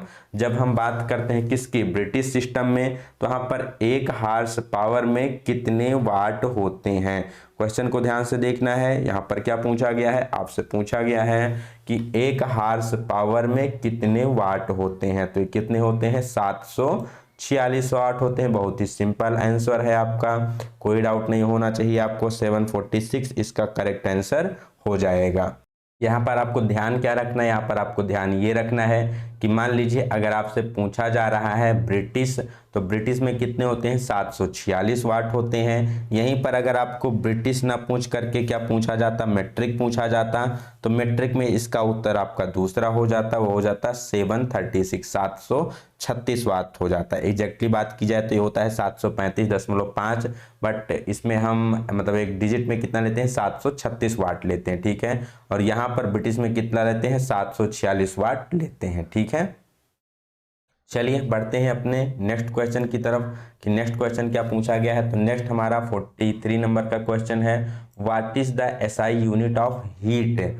ऊष्मा की एसआई यूनिट क्या होती है। ऑप्शन है आपके पास, calorie, joule, centigrade heat unit या फिर ब्रिटिश थर्मल यूनिट। तो इसका सही उत्तर क्या हो जाएगा, तो इसका सही उत्तर हो जाएगा आपका जूल। करेक्ट आंसर क्या हो जाएगा, जूल हो जाएगा। इसमें अगर आपको कोई डाउट है तो इसके लिए यहाँ पर एक्सप्लेनेशन भी हमने दिया हुआ है कि इसका एक्सप्लेनेशन कैसे हो जाएगा। तो हम सभी जानते हैं as all the energy is represented in joule, सभी प्रकार की जो ऊर्जा होती है या कह लो कार्य जो होते हैं उसको किस में रिप्रेजेंट किया जाता है, जूल में मेजर किया जाता है। ठीक है, heat is also represented in joule, hence basically यहाँ पर हीट को क्यों हम जूल में रिप्रेजेंट करते हैं, क्योंकि हीट भी क्या है, एक प्रकार की ऊष्मा होती है। ठीक है, ऊष्मा भी बेसिकली क्या होती है, एक प्रकार की ऊर्जा होती है। सॉरी, हीट क्या होती है, एक प्रकार की एनर्जी होती है, ऊष्मा एक प्रकार की ऊर्जा होती है, और सभी ऊर्जा को हम जूल में मेजर करते हैं, इसलिए यहाँ पर हीट की एसआई यूनिट क्या हो जाती है, जूल हो जाती है। और अगर जूल की बात की जाए कि जूल को कैसे हम परिभाषित करेंगे, तो बेसिकली ऊर्जा की वो मात्रा होती है जो किसी भी पदार्थ का जो टेम्परेचर होता है 1 डिग्री सेल्सियस बढ़ाने के लिए आवश्यक होती है। ठीक है, तो चूंकि हम ऊर्जा को जूल में मापते हैं, ऊष्मा भी एक प्रकार की ऊर्जा है, इसलिए यहाँ पर इसका ऐसा यूनिट क्या हो जाएगा, जूल हो जाएगा। चलते हैं अपने नेक्स्ट क्वेश्चन की तरफ। नेक्स्ट क्वेश्चन पूछा गया है, what is known for the temperature at which any solid melts into liquid, किस तापमान पर कोई ठोस द्रव में पिघलता है। बहुत ही इंपॉर्टेंट क्वेश्चन यहाँ पर पूछा गया है, वो कौन सा तापमान होता है जिस पर कोई ठोस किस में पिघलता है, द्रव में पिघलता है, तो उसे क्या कहते हैं, तो उसे हम मेल्टिंग पॉइंट के नाम से जानते हैं। यहाँ पर हमारा ऑप्शन भी इसका करेक्ट आंसर हो जाएगा।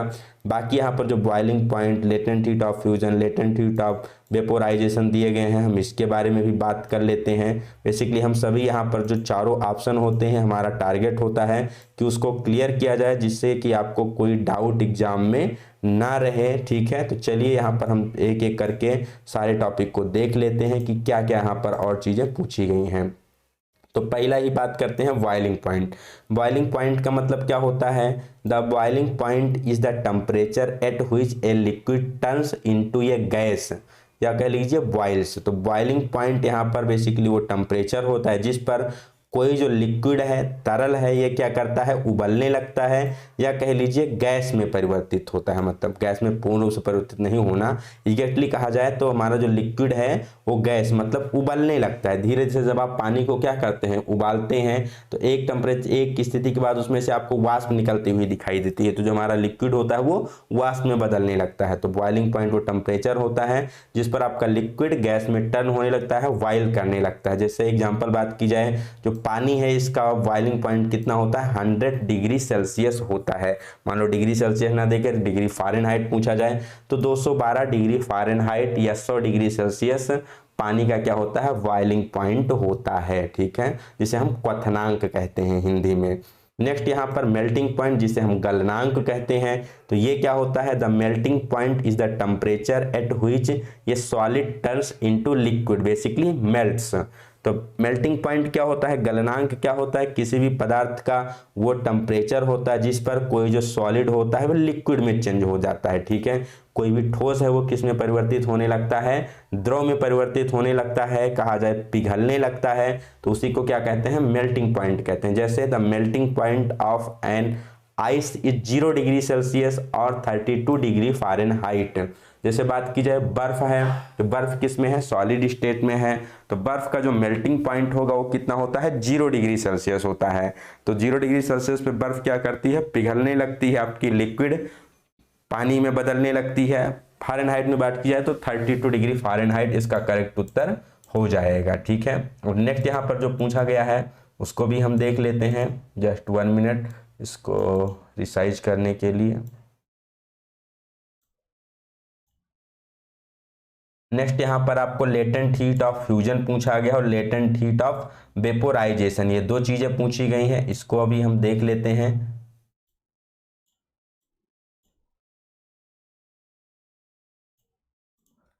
लेटेंट हीट ऑफ वेपोराइजेशन की बात की जाए, ठीक है, तो वाष्पीकरण की गुप्त ऊष्मा होती है, ये क्या होती है, तो the latent heat of vaporisation is the amount of heat required to turn a liquid into a gas without changing its temperature.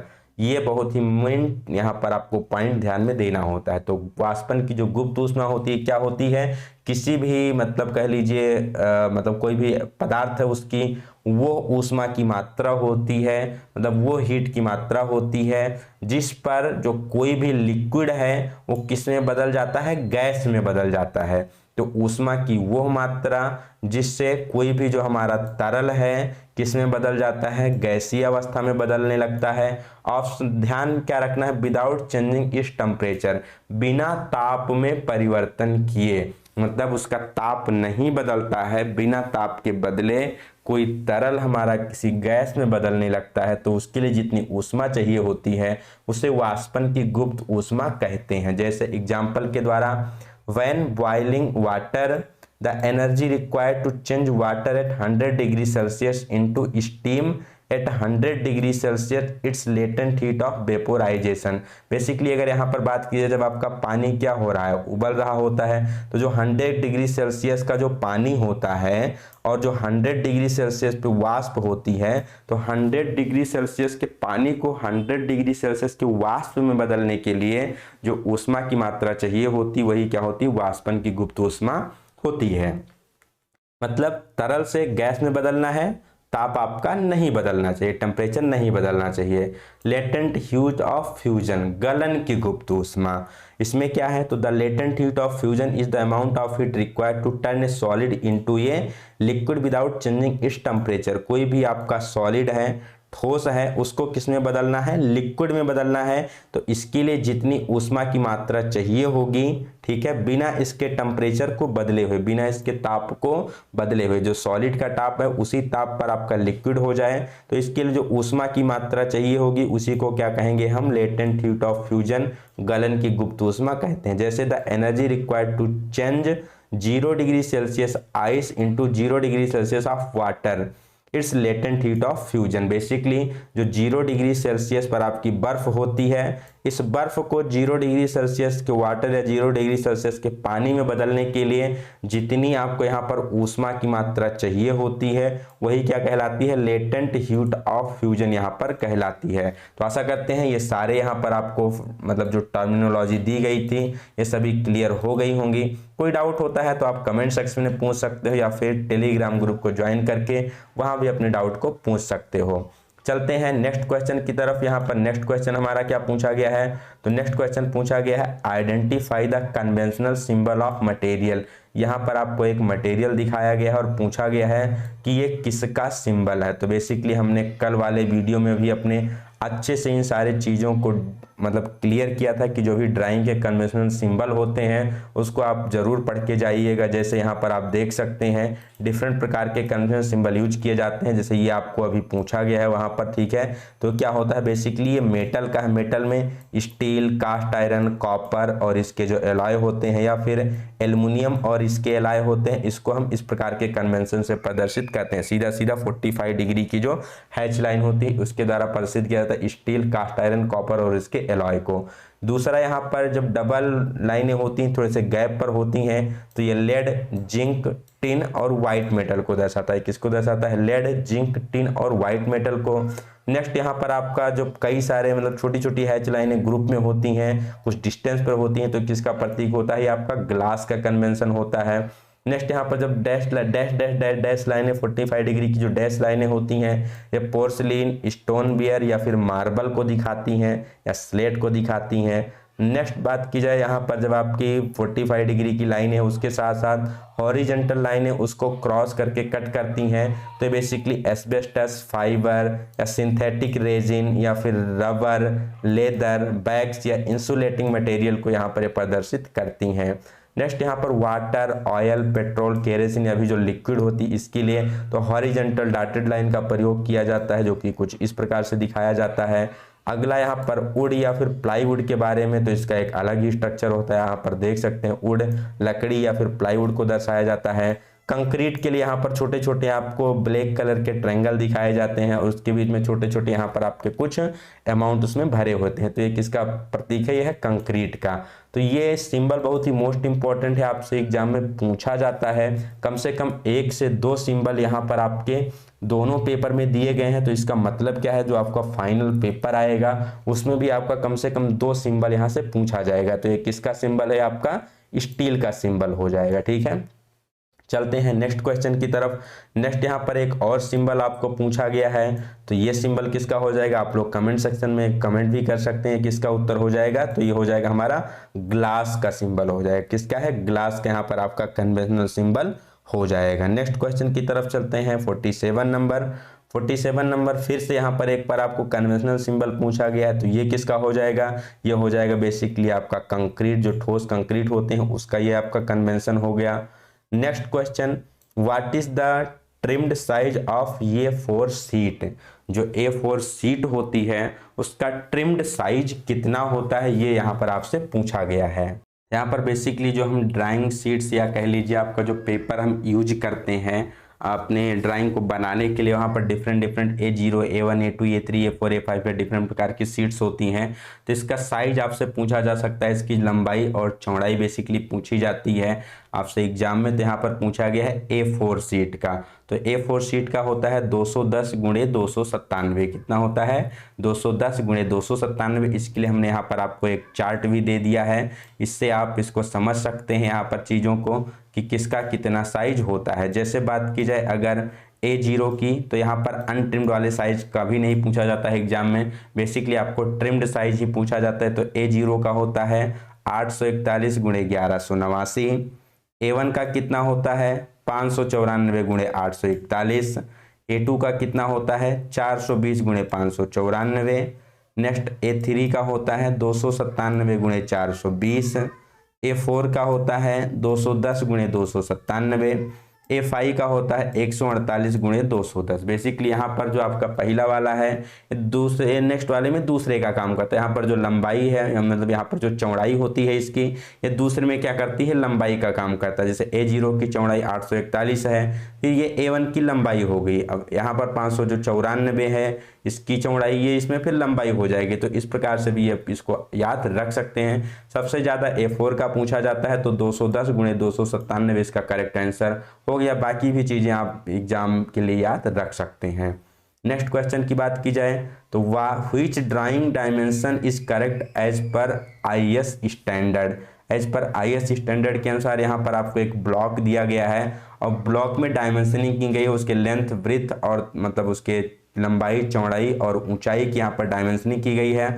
आपको देखना है कि कौन सा सिस्टम यहाँ पर करेक्ट है। तो यहाँ पर बात की जाए तो यहाँ पर आप सबसे पहले देख पा रहे होंगे ऑप्शन नंबर ये। इसके लिए हम आपको PDF ही दिखा देते हैं सीधा डायरेक्टली आपको ड्राइंग का, कि किस प्रकार से जो भी ज्योमेट्रिकल फिगर्स होते हैं उसके ब्लॉक की डायमेंशनिंग कैसे की जाती है। जैसे यहाँ पर जो क्यूब है, घन है, यहाँ पर आपको कुछ इस प्रकार से डायमेंशनिंग करनी होती है। ये हो गई आपकी चौड़ाई। आपका जो एरो मार्क है उसके ऊपर सीधा आपका लिखा हुआ है डायमेंशन। फिर यहाँ पर जो उसकी लंबाई है उसके ऊपर भी आपको सीधा लिखा हुआ है। ऊंचाई के ऊपर भी जो एरो मार्क है उस पर भी सीधा लिखा हुआ। तो किसका हो गया, क्यूब को कुछ इस प्रकार से हम डायमेंशनिंग करते हैं। नेक्स्ट अगर आपका मान लीजिए स्क्वायर ब्लॉक आ जाए तो कुछ आपका इस प्रकार से यहाँ पर डायमेंशनिंग किया जाता है, ठीक है। नेक्स्ट अगर आपके पास रेक्टेंगुलर ब्लॉक आ जाए तो उसका डायमेंशनिंग यहाँ पर कुछ इस प्रकार से दिखाया गया है, ठीक है।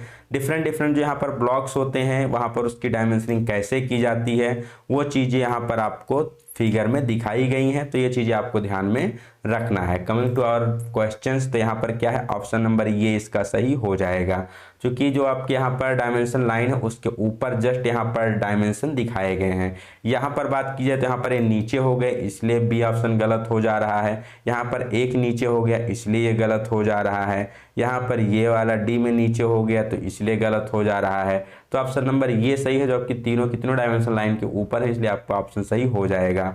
नेक्स्ट क्वेश्चन की तरफ चलते हैं। Identify the name of the prism. Basically यहाँ पर प्रिज्म दिखाया गया है, तो कौन सा प्रिज्म है वो आपको देखना है। तो इसके लिए आपको क्या करना है, या तो आप टॉप वाली सरफेस देख लो या फिर आप बॉटम वाली सरफेस देख लो। वो किस शेप में है, जिस शेप में होगी वही आपका प्रिज्म होगा। तो अगर यहाँ पर देख पा रहे होंगे तो जो इसको चारों साइडें दी गई वो क्या है, आपकी इक्वल हैं। इसकी चारों साइडें आपस में क्या है, इक्वल हैं। यहाँ पर आप देख रहे होंगे ये वाली साइड और ये वाली साइड 3 और ये 4, चारों की चारों क्या है, आपस में बराबर हैं।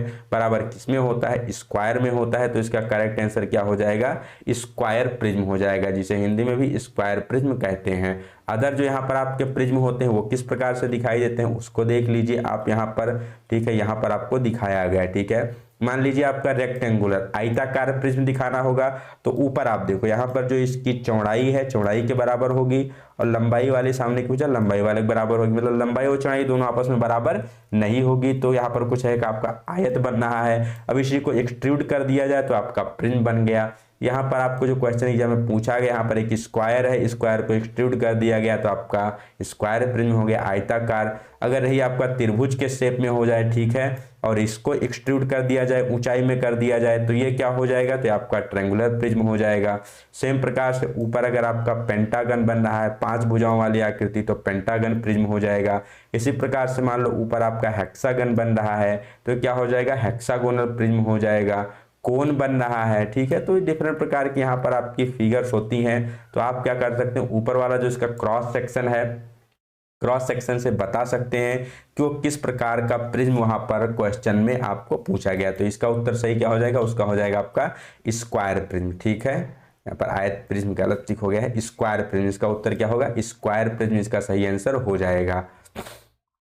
चलते हैं अपने नेक्स्ट क्वेश्चन की तरफ। तो नेक्स्ट क्वेश्चन हमारा पूछा गया है, fill in the blanks with correct future tense of verb. यहाँ पर आपको फ्यूचर टेंस की वर्ब के अनुसार यहाँ आपको करेक्ट फिल करना है कि उत्तर क्या होगा। क्वेश्चन क्या पूछा गया है, we dash dash dash to the zoo after breakfast. तो यहाँ पर फ्यूचर कह रहा है, तो मतलब इस क्वेश्चन का जो मीनिंग है क्या होगा कि हम नाश्ते के बाद जू को जाएंगे या जू देखने जाएंगे। तो यहाँ पर फ्यूचर टेंस की बात कर रही है, ठीक है।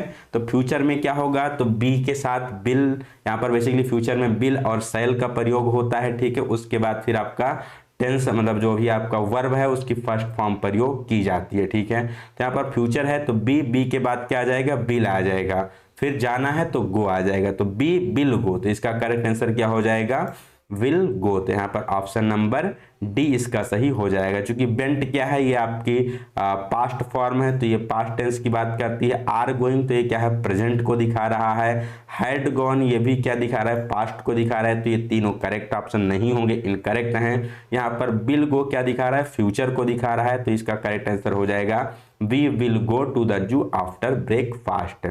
नेक्स्ट क्वेश्चन की बात की जाए, fill in the blank with correct word. यहाँ पर फिर से आपको करेक्ट वर्ड के साथ यहाँ पर फिल करना है, they dash dash dash good friend. तो बेसिकली कहा जा रहा है कि वह अच्छे मित्र हैं। तो दे यहाँ पर आपको बेसिकली इज एम आर के प्रयोग से पूछा गया है। तो इज का प्रयोग कहाँ करते हैं, तो इज का प्रयोग बेसिकली सिंगुलर नाउन के साथ किया जाता है जब आपका एक वचन करता हो। एम का प्रयोग बेसिकली आई के साथ किया जाता है। और यहाँ पर आर का प्रयोग किसके साथ किया जाता है, तो आर का प्रयोग किया जाता है आपका बहुवचन के साथ। तो दे क्या है, दे आपका बहुवचन में आता है, ठीक है।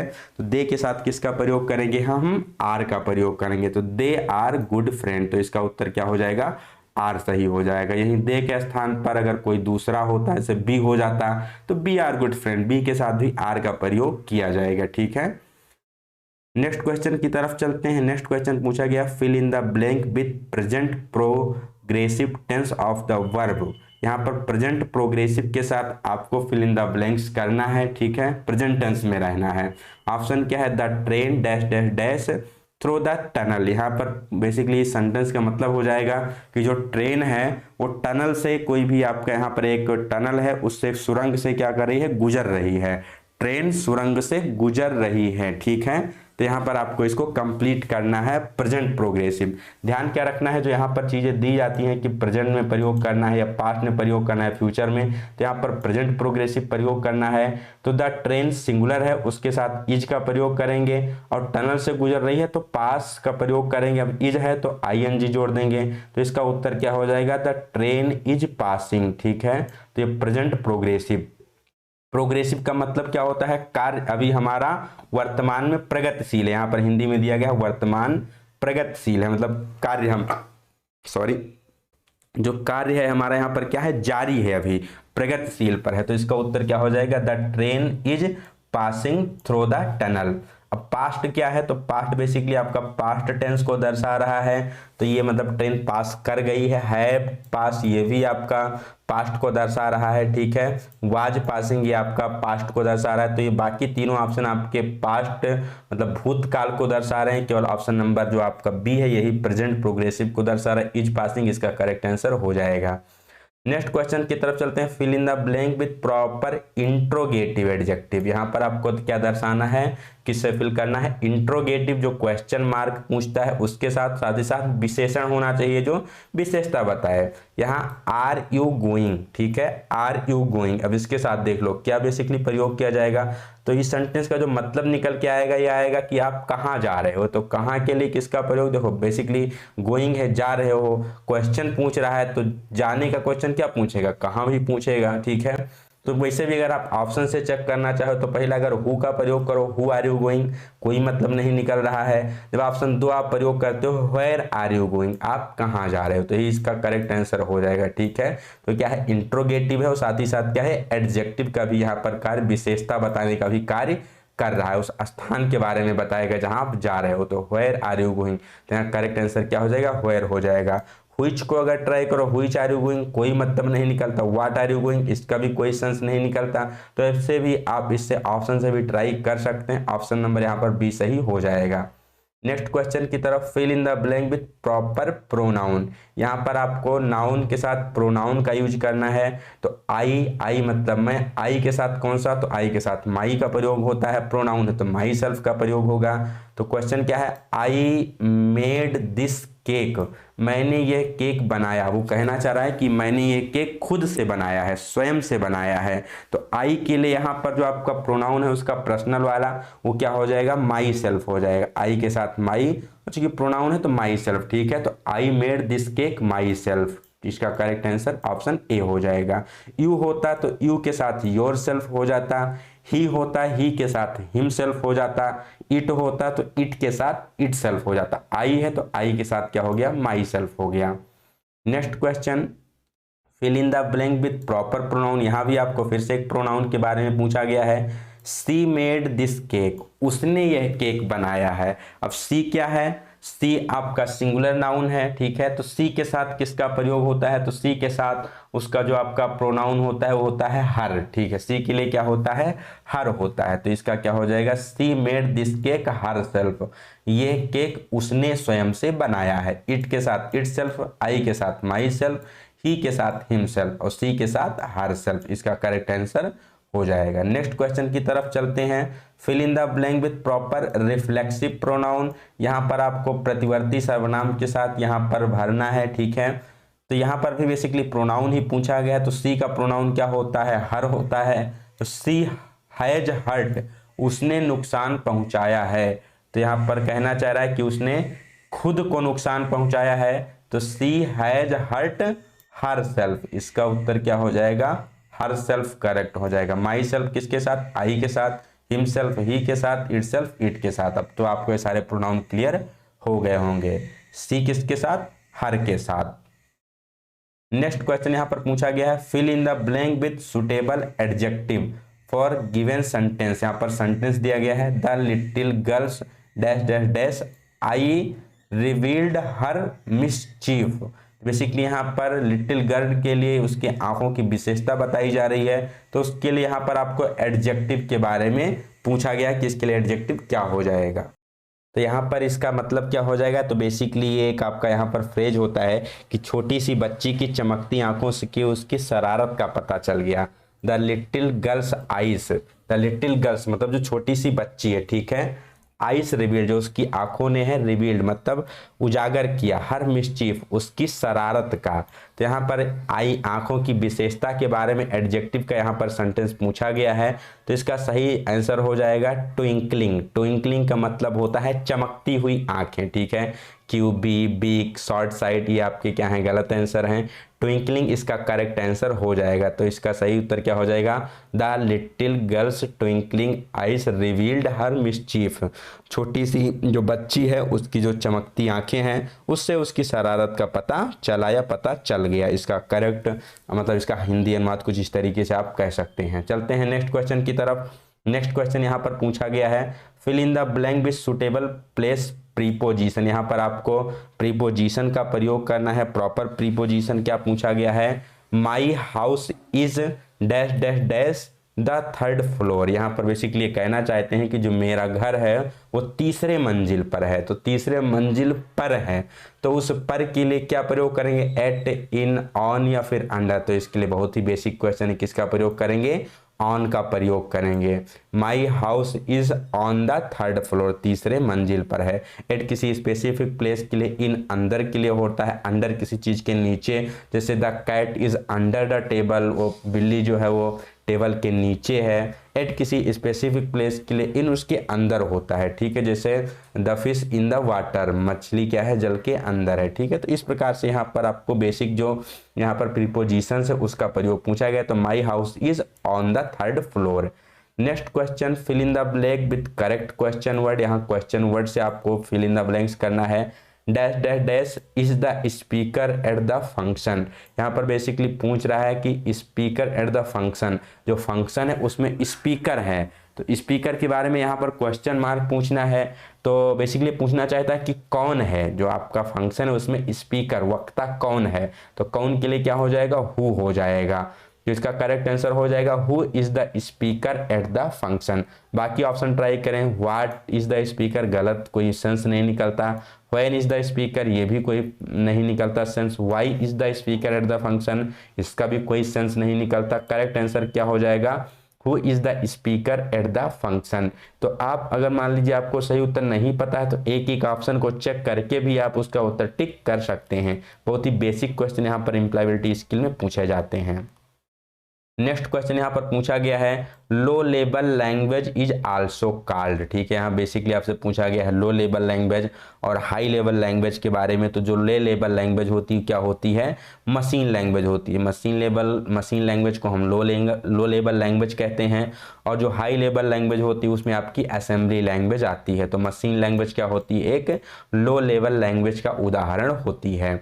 Next question, pronunciation refers to. तो प्रोनाउंसिएशन मतलब उच्चारण, उच्चारण किस चीज के बारे में बताता है, तो उच्चारण बताता है कि किसी शब्द को आप किस प्रकार से बोलते हैं। जैसे कि कोई चीज है आप उसको, जैसे ओवेल हो गया, कोई वोवेल बोलता है, कोई वावेल बोलता है, ठीक है। तो किसी शब्द को आप किस प्रकार से उच्चारित करते हैं वही क्या होता है, उसका प्रोनाउंसिएशन होता है। तो इसका करेक्ट आंसर हो जाएगा प्रोडक्शन ऑफ साउंड। जब उस ध्वनि का उत्पादन आप किस प्रकार से करते हैं तो वही क्या है, उसका प्रोनाउंसिएशन होता है, ठीक है। तो इससे आपको क्लियर हो गया होगा।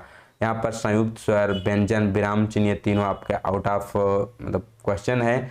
करेक्ट आंसर क्या हो जाएगा, प्रोडक्शन ऑफ साउंड। प्रोनाउंसिएशन का मतलब होता है ध्वनि का उत्पादन, किस प्रकार से आप उस शब्द को बोलते हैं। जैसे नॉर्थ साइड में बात की जाए तो नॉर्थ साइड वालों की जो इंग्लिश होती है कुछ एक अलग टाइप का बोलते हैं। जब साउथ साइड में आप जाते हैं तो वहाँ पर जो लोग इंग्लिश बोलते हैं एक अलग लेवल से बोलते हैं। तो वहाँ उच्चारण का बेसिकली क्या होता है, सबका अपना अपना डिफरेंस होता है। Next question, rearrange the following set of words into meaningful sentence. यहाँ पर आपको कुछ वर्ड दिए गए हैं, उनको आपको क्या करना है, प्रॉपर सेंटेंस फॉर्म करना है। वर्ड क्या है, टीचर, स्कूल, वर्क, सी, ए, एज। तो इस सबको देख के पता चल रहा है कि ये कहना चाहता है कि सी मतलब जो मतलब कोई एक लेडी है उसके बारे में बता रहा है कि उसने एक एक स्कूल में अध्यापक के रूप में कार्य किया है। तो इसको आपको क्या करना है, अरेंज करना है। तो सबसे पहले हमारा मतलब सब्जेक्ट होता है, फिर उसका हेल्पिंग वर्ब, फिर ऑब्जेक्ट, कुछ इस प्रकार से आप अरेंज कर सकते हैं। तो क्या हो जाएगा, पहले आ जाएगा सी, फिर आ जाएगा वर्कड, फिर एज ये स्कूल टीचर। तो ये कहाँ पर मिल रहा है, सी वर्कड एज ये स्कूल टीचर। उसने एक स्कूल के अध्यापक के रूप में, स्कूल अध्यापक के रूप में कार्य किया है। पहले आपका सब्जेक्ट हो गया, फिर आपका वर्ब हो गया, फिर यहाँ पर आपके कंजक्शंस हो गए, फिर यहाँ पर आपका ऑब्जेक्ट हो गया, ठीक है। तो subject verb object, she worked as a school teacher, ये करेक्ट आंसर इसका हो जाएगा। Next question, rise and fall of pitch of voice is called. किसी आवाज की पिच का उठना और गिरना क्या कहलाता है? तो उठना और गिरना क्या कहलाता है? उतार चढ़ाव कहते हैं। बहुत ही इजी क्वेश्चन यहाँ पर है, इससे भी आप इसको अब अगर आप इसको चेक कर लें ऑप्शन को भी तो इसका करेक्ट आंसर आप कर सकते हैं। जैसे आवाज की पिच का उठना और गिरना स्वर कहलाता है, नहीं स्वर आपको पता है ये ई आई ओ यू। व्यंजन ये आपका दूसरा चीज है। प्रोनाउंसिएशन अभी अपने ऊपर देखा कि किस प्रकार से आप ध्वनि का उच्चारण करते हैं, वो प्रोनाउंसिएशन होता है। तो ऑप्शन क्या बचा? ऑप्शन यहाँ पर केवल ऑप्शन नंबर 2 बचा। आवाज का उतार और चढ़ाव वही क्या कहलाता है? पिच का उठना और गिरना। जैसे आप तेज बोलने लगे, फिर स्लो बोलने लगे, ठीक है, जल्दी जल्दी बोलने लगे, धीरे धीरे बोलने लगे, तो वही क्या है? Rise and fall of the pitch, आवाज की उठना और गिरना। Next question, the word that express a sudden and strong feeling is called, वह शब्द जो अचानक और मजबूत भावना को व्यक्त करता है उसे क्या कहते हैं? तो जब कभी कोई खुशी होती है, कोई दुख होता है, कोई आश्चर्य होता है, तो उसके लिए यहाँ पर जो शब्द प्रयोग किए जाते हैं उसे क्या हम कहते हैं? विस्मयादि बोधक कहते हैं, इंटरजेक्शन कहते हैं। तो इस शब्द मतलब इस क्वेश्चन का करेक्ट आंसर क्या हो जाएगा? इंटरजेक्शन, विस्मयादि बोधक। जब कोई शब्द अचानक और मजबूत भावना को प्रकट करता है तो उसे क्या कहते हैं? विस्मयादि बोधक। ओके, नेक्स्ट क्वेश्चन की तरफ चलते हैं। When you greet higher official such as a teacher, instructor और supervisor you should use, basically जब आप मान लीजिए अपने आईटीआई में ही गए हैं, ठीक है, पढ़ने के लिए, तो वहाँ जब आपका कोई आपसे सुपीरियर मिलता है, शिक्षक हो गया, प्रशिक्षक हो गया, पर्यवेक्षक हो गया, कोई उच्च अधिकारी है, तो उसको आप अभिवादन कैसे करते हैं, उसको कैसे ग्रीट करते हैं, ये यहाँ पर पूछा गया है। ऑप्शन है, आप उसको गुड मॉर्निंग बोलेंगे, हेलो बोलेंगे, हाय बोलेंगे या फिर हाय बोलेंगे। तो बेसिकली जब हम किसी अपने से ऊपर वाले उच्च अधिकारी को अभिवादन करते हैं, अपने से बड़े को, तो हम क्या कहते हैं? Good morning, good afternoon, good evening, इस सब शब्दों का प्रयोग करते हैं। हेलो बेसिकली हम अपने मतलब कह लीजिए इक्वल लेवल में प्रयोग कर सकते हैं। हाय भी मतलब अपने से छोटे के लिए कह सकते हैं, या इक्वल में भी ये भी चलता है, ठीक है। पर जब अपने से जो हम बड़े वाले के लिए ग्रीटिंग करते हैं तो वहाँ पर हम good morning, good evening, good afternoon इस प्रकार के शब्दों का प्रयोग से अभिवादन करते हैं। Next, what is the silent letter in the word answer, यहाँ पर बेसिकली आंसर दिया गया है, तो आंसर में कौन सा वर्ड साइलेंट होता है? तो आप अगर यहाँ पर ध्यान से देखें तो आंसर लिखा क्या है? आंसर लिखा है, बट हम पढ़ते क्या है? आंसर पढ़ते हैं, ठीक है, आंसर पढ़ते हैं, लिखा क्या है? आंसर लिखा है। तो यहाँ पर साइलेंट वर्ड कौन सा है? तो यहाँ पर जो हमारा डब्लू है वो क्या है? साइलेंट है। अगर डब्लू साइलेंट ना होता तो इसको हम क्या पढ़ते हैं? आंसर पढ़ते, बट आंसर ना पढ़ के हम क्या पढ़ते हैं? आंसर पढ़ते हैं, आंसर। बेसिकली अगर हिंदी में कहा जाए तो हिंदी में आप इसको कैसे लिखते हैं? हिंदी में इसको लिखते हैं आंसर। क्या लिखते हैं? आंसर, ठीक है। तो इस प्रकार से कुछ इसकी हिंदी होती है, आंसर। तो यहाँ पर डब्लू क्या है? साइलेंट है। चलते हैं नेक्स्ट क्वेश्चन की तरफ। Which one is do as a discussion etiquettes, यहाँ पर चर्चा के शिष्टाचारों में कौन सा डू है? मतलब जब आप किसी से चर्चा कर रहे होते हैं, किसी बात पर कोई डिस्कशन कर रहे होते हैं, तो निम्नलिखित में से कौन सी चीज करनी चाहिए? ठीक है, सबसे पहला लूज योर टेम्पर, अपना आपा खोएं, बिल्कुल गलत है। किसी से चर्चा करते समय अपना आपा नहीं खोना है। लिसन टू अदर्स, दूसरों को सुने, ये बहुत ही महत्वपूर्ण बात होती है। करेक्ट आंसर यही हो जाएगा। जब भी आप किसी से किसी बात पर चर्चा कर रहे हैं, डिस्कस कर रहे हैं, तो सबसे मेन इंपॉर्टेंट चीज क्या होती है कि आप पहले दूसरे वाले को सुने, सामने वाले को सुने, फिर उसके बाद आप अपना उस पर वक्तव्य रखें। नेक्स्ट, टॉक अबाउट 11 डिटेल, आप प्रासंगिक बारे में बात करें, गलत है। बात किसी और चीज की चल रही है, आप किसी और बारे में बोल रहे हैं, बिल्कुल गलत है। यूज इम्पोलाइट और रूड लैंग्वेज, वहां पर अभद्र या अशिष्ट भाषा का प्रयोग, ये भी बिल्कुल गलत है। तो करेक्ट आंसर क्या हो जाएगा? दूसरों को हमें सुनना है, ठीक है, अपने मतलब आपे में रह के बात करनी है, जो टॉपिक चल रही है उससे रिलेटेड रिलेवेंट ही बारे में बात करनी चाहिए, और आपको मतलब प्रॉपर मतलब एक जो कम्युनिकेशन लैंग्वेज होती है, शिष्टाचार की भाषा में बात करना चाहिए। Next question, which one is do not of discussion etiquette, यहाँ पर जब चर्चा कर रहे हैं तो उसमें शिष्टाचार का कौन सा ऐसा चीज है जो आपको नहीं करना है? ठीक है, सबसे पहला ऑप्शन बी ओपन माइंडेड, दिमाग खुला रखना, ठीक है, दिमाग खुला रखना चाहिए, बिल्कुल ठीक है। Don't of discussion equipment, okay. Use moderate tone, मध्यम स्वर का प्रयोग करें, ये भी ठीक है, मध्यम स्वर का प्रयोग करना, ज़्यादा तेज में नहीं बोलना, ज़्यादा स्लो नहीं बोलना है। लिसन टू अदर्स, ये भी ठीक है, दूसरों को सुनना है हमें, ये भी ठीक है। अनावश्यक बहस करें, आर्ग्यू अननेसेसरी, तो ये आपका गलत है। किसी से अनावश्यक हमें बात नहीं करनी चाहिए। अनावश्यक बात क्या है आपके, क्या है, हम किसी कन्फ्लिक्ट को जन्म दे सकते हैं, कन्फ्लिक्ट उससे हो सकता है, तो अनावश्यक बात से हमें बचना चाहिए। तो ये इस क्वेश्चन का करेक्ट आंसर हो जाएगा।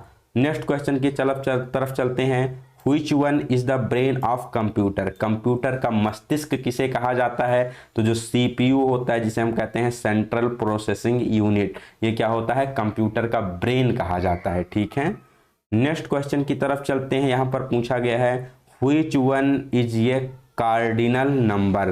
बेसिकली यहाँ पर नंबर दो प्रकार के होते हैं, एक होता है कार्डिनल नंबर, एक होता है ऑर्डिनल नंबर। ठीक है, तो बेसिकली कार्डिनल नंबर क्या होता है, तो ऐसे नंबर जो हमें किसी चीज़ की संख्या के बारे में बताते हैं, हमें क्या बताते हैं, किसी चीज़ की संख्या के बारे में बताते हैं, वो क्या कहलाते हैं, वो कार्डिनल नंबर कहलाते हैं। और ऑर्डिनल नंबर क्या होते हैं, ऑर्डिनल नंबर वो होते हैं जो हमें किसी चीज़ की मतलब स्थान, पोजीशन के बारे में बताते हैं, वो क्या होते हैं, वो ऑर्डिनल नंबर होते हैं। ठीक है, तो कार्डिनल नंबर जैसे 1 2 3 4 5 6 7 8 9 10 जितने भी गिनती वाले शब्द होते हैं, ये क्या हैं, कार्डिनल नंबर हैं। Ordinal number first, second, third, fourth, fifth, sixth, seventh, eighth, ninth, tenth, जो इस प्रकार के शब्द होते हैं वो क्या होते हैं, ऑर्डिनल नंबर होते हैं। तो यहाँ पर कार्डिनल नंबर कौन सा हो जाता है, जो हमें संख्या बताता है, तो क्या हो जाएगा, 10 हो जाएगा। जाकि फिफ्थ, एट्थ, नाइन्थ, 11th, ये सब क्या है, इसका गलत आंसर। ये सब किसके अंतर्गत आते हैं, सब ऑर्डिनल नंबर के अंतर्गत आते हैं। ठीक है, इसमें basically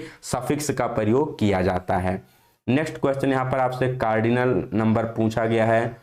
Which one is the cardinal number? तो यहाँ पर देख सकते हो पहला आपको दिया गया है 1, जो कि हमें किसी चीज़ की संख्या बताता है, तो ये इसका क्या हो जाएगा, करेक्ट आंसर हो जाएगा। बाकी फिफ्थ, एट्थ, सेकेंड, ये क्या है, हमें पोजीशन बता रहा है, तो ये ऑर्डिनल हो जाएगा।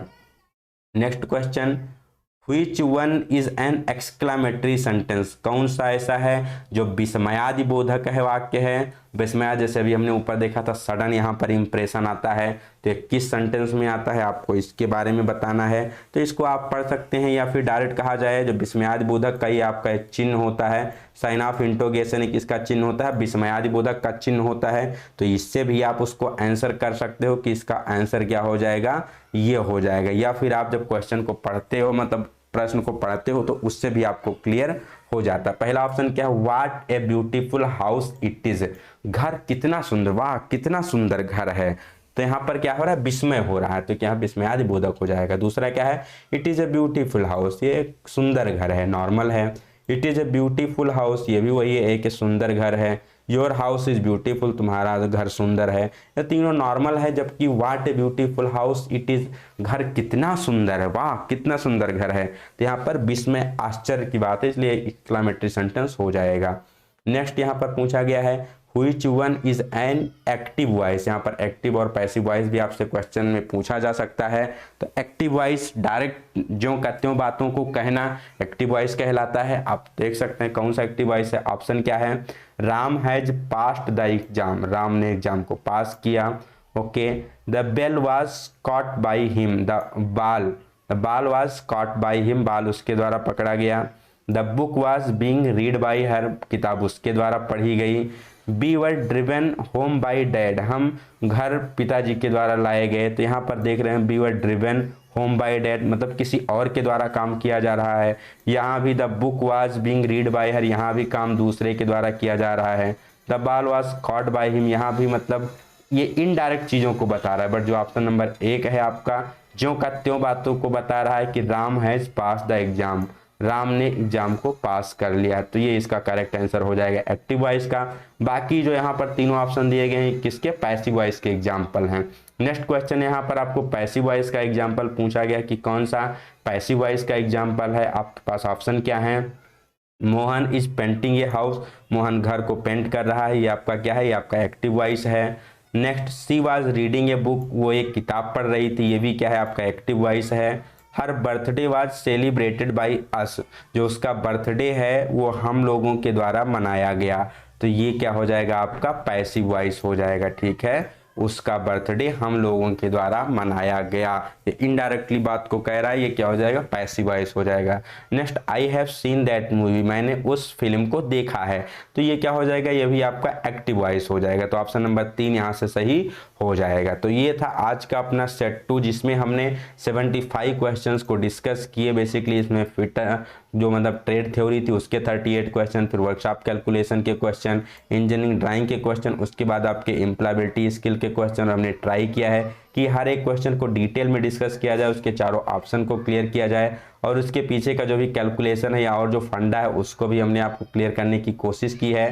वीडियो आपको कैसी लगी आप लोग कमेंट सेक्शन में अपना फीडबैक जरूर दीजिएगा, और इसको अपने फ्रेंड के साथ शेयर कीजिएगा, जिससे उन्हें भी इसका अधिक से अधिक बेनिफिट मिल सके। कोई डाउट होता है तो आप कमेंट सेक्शन में पूछ सकते हो, या टेलीग्राम ग्रुप का लिंक डिस्क्रिप्शन में दिया गया है, उसको ज्वाइन करके आप अपना डाउट वहां पर भी पूछ सकते हैं। ठीक है, तो अगर आपने पहली वीडियो नहीं देखी है तो उसको भी देख लीजिएगा डिस्क्रिप्शन से।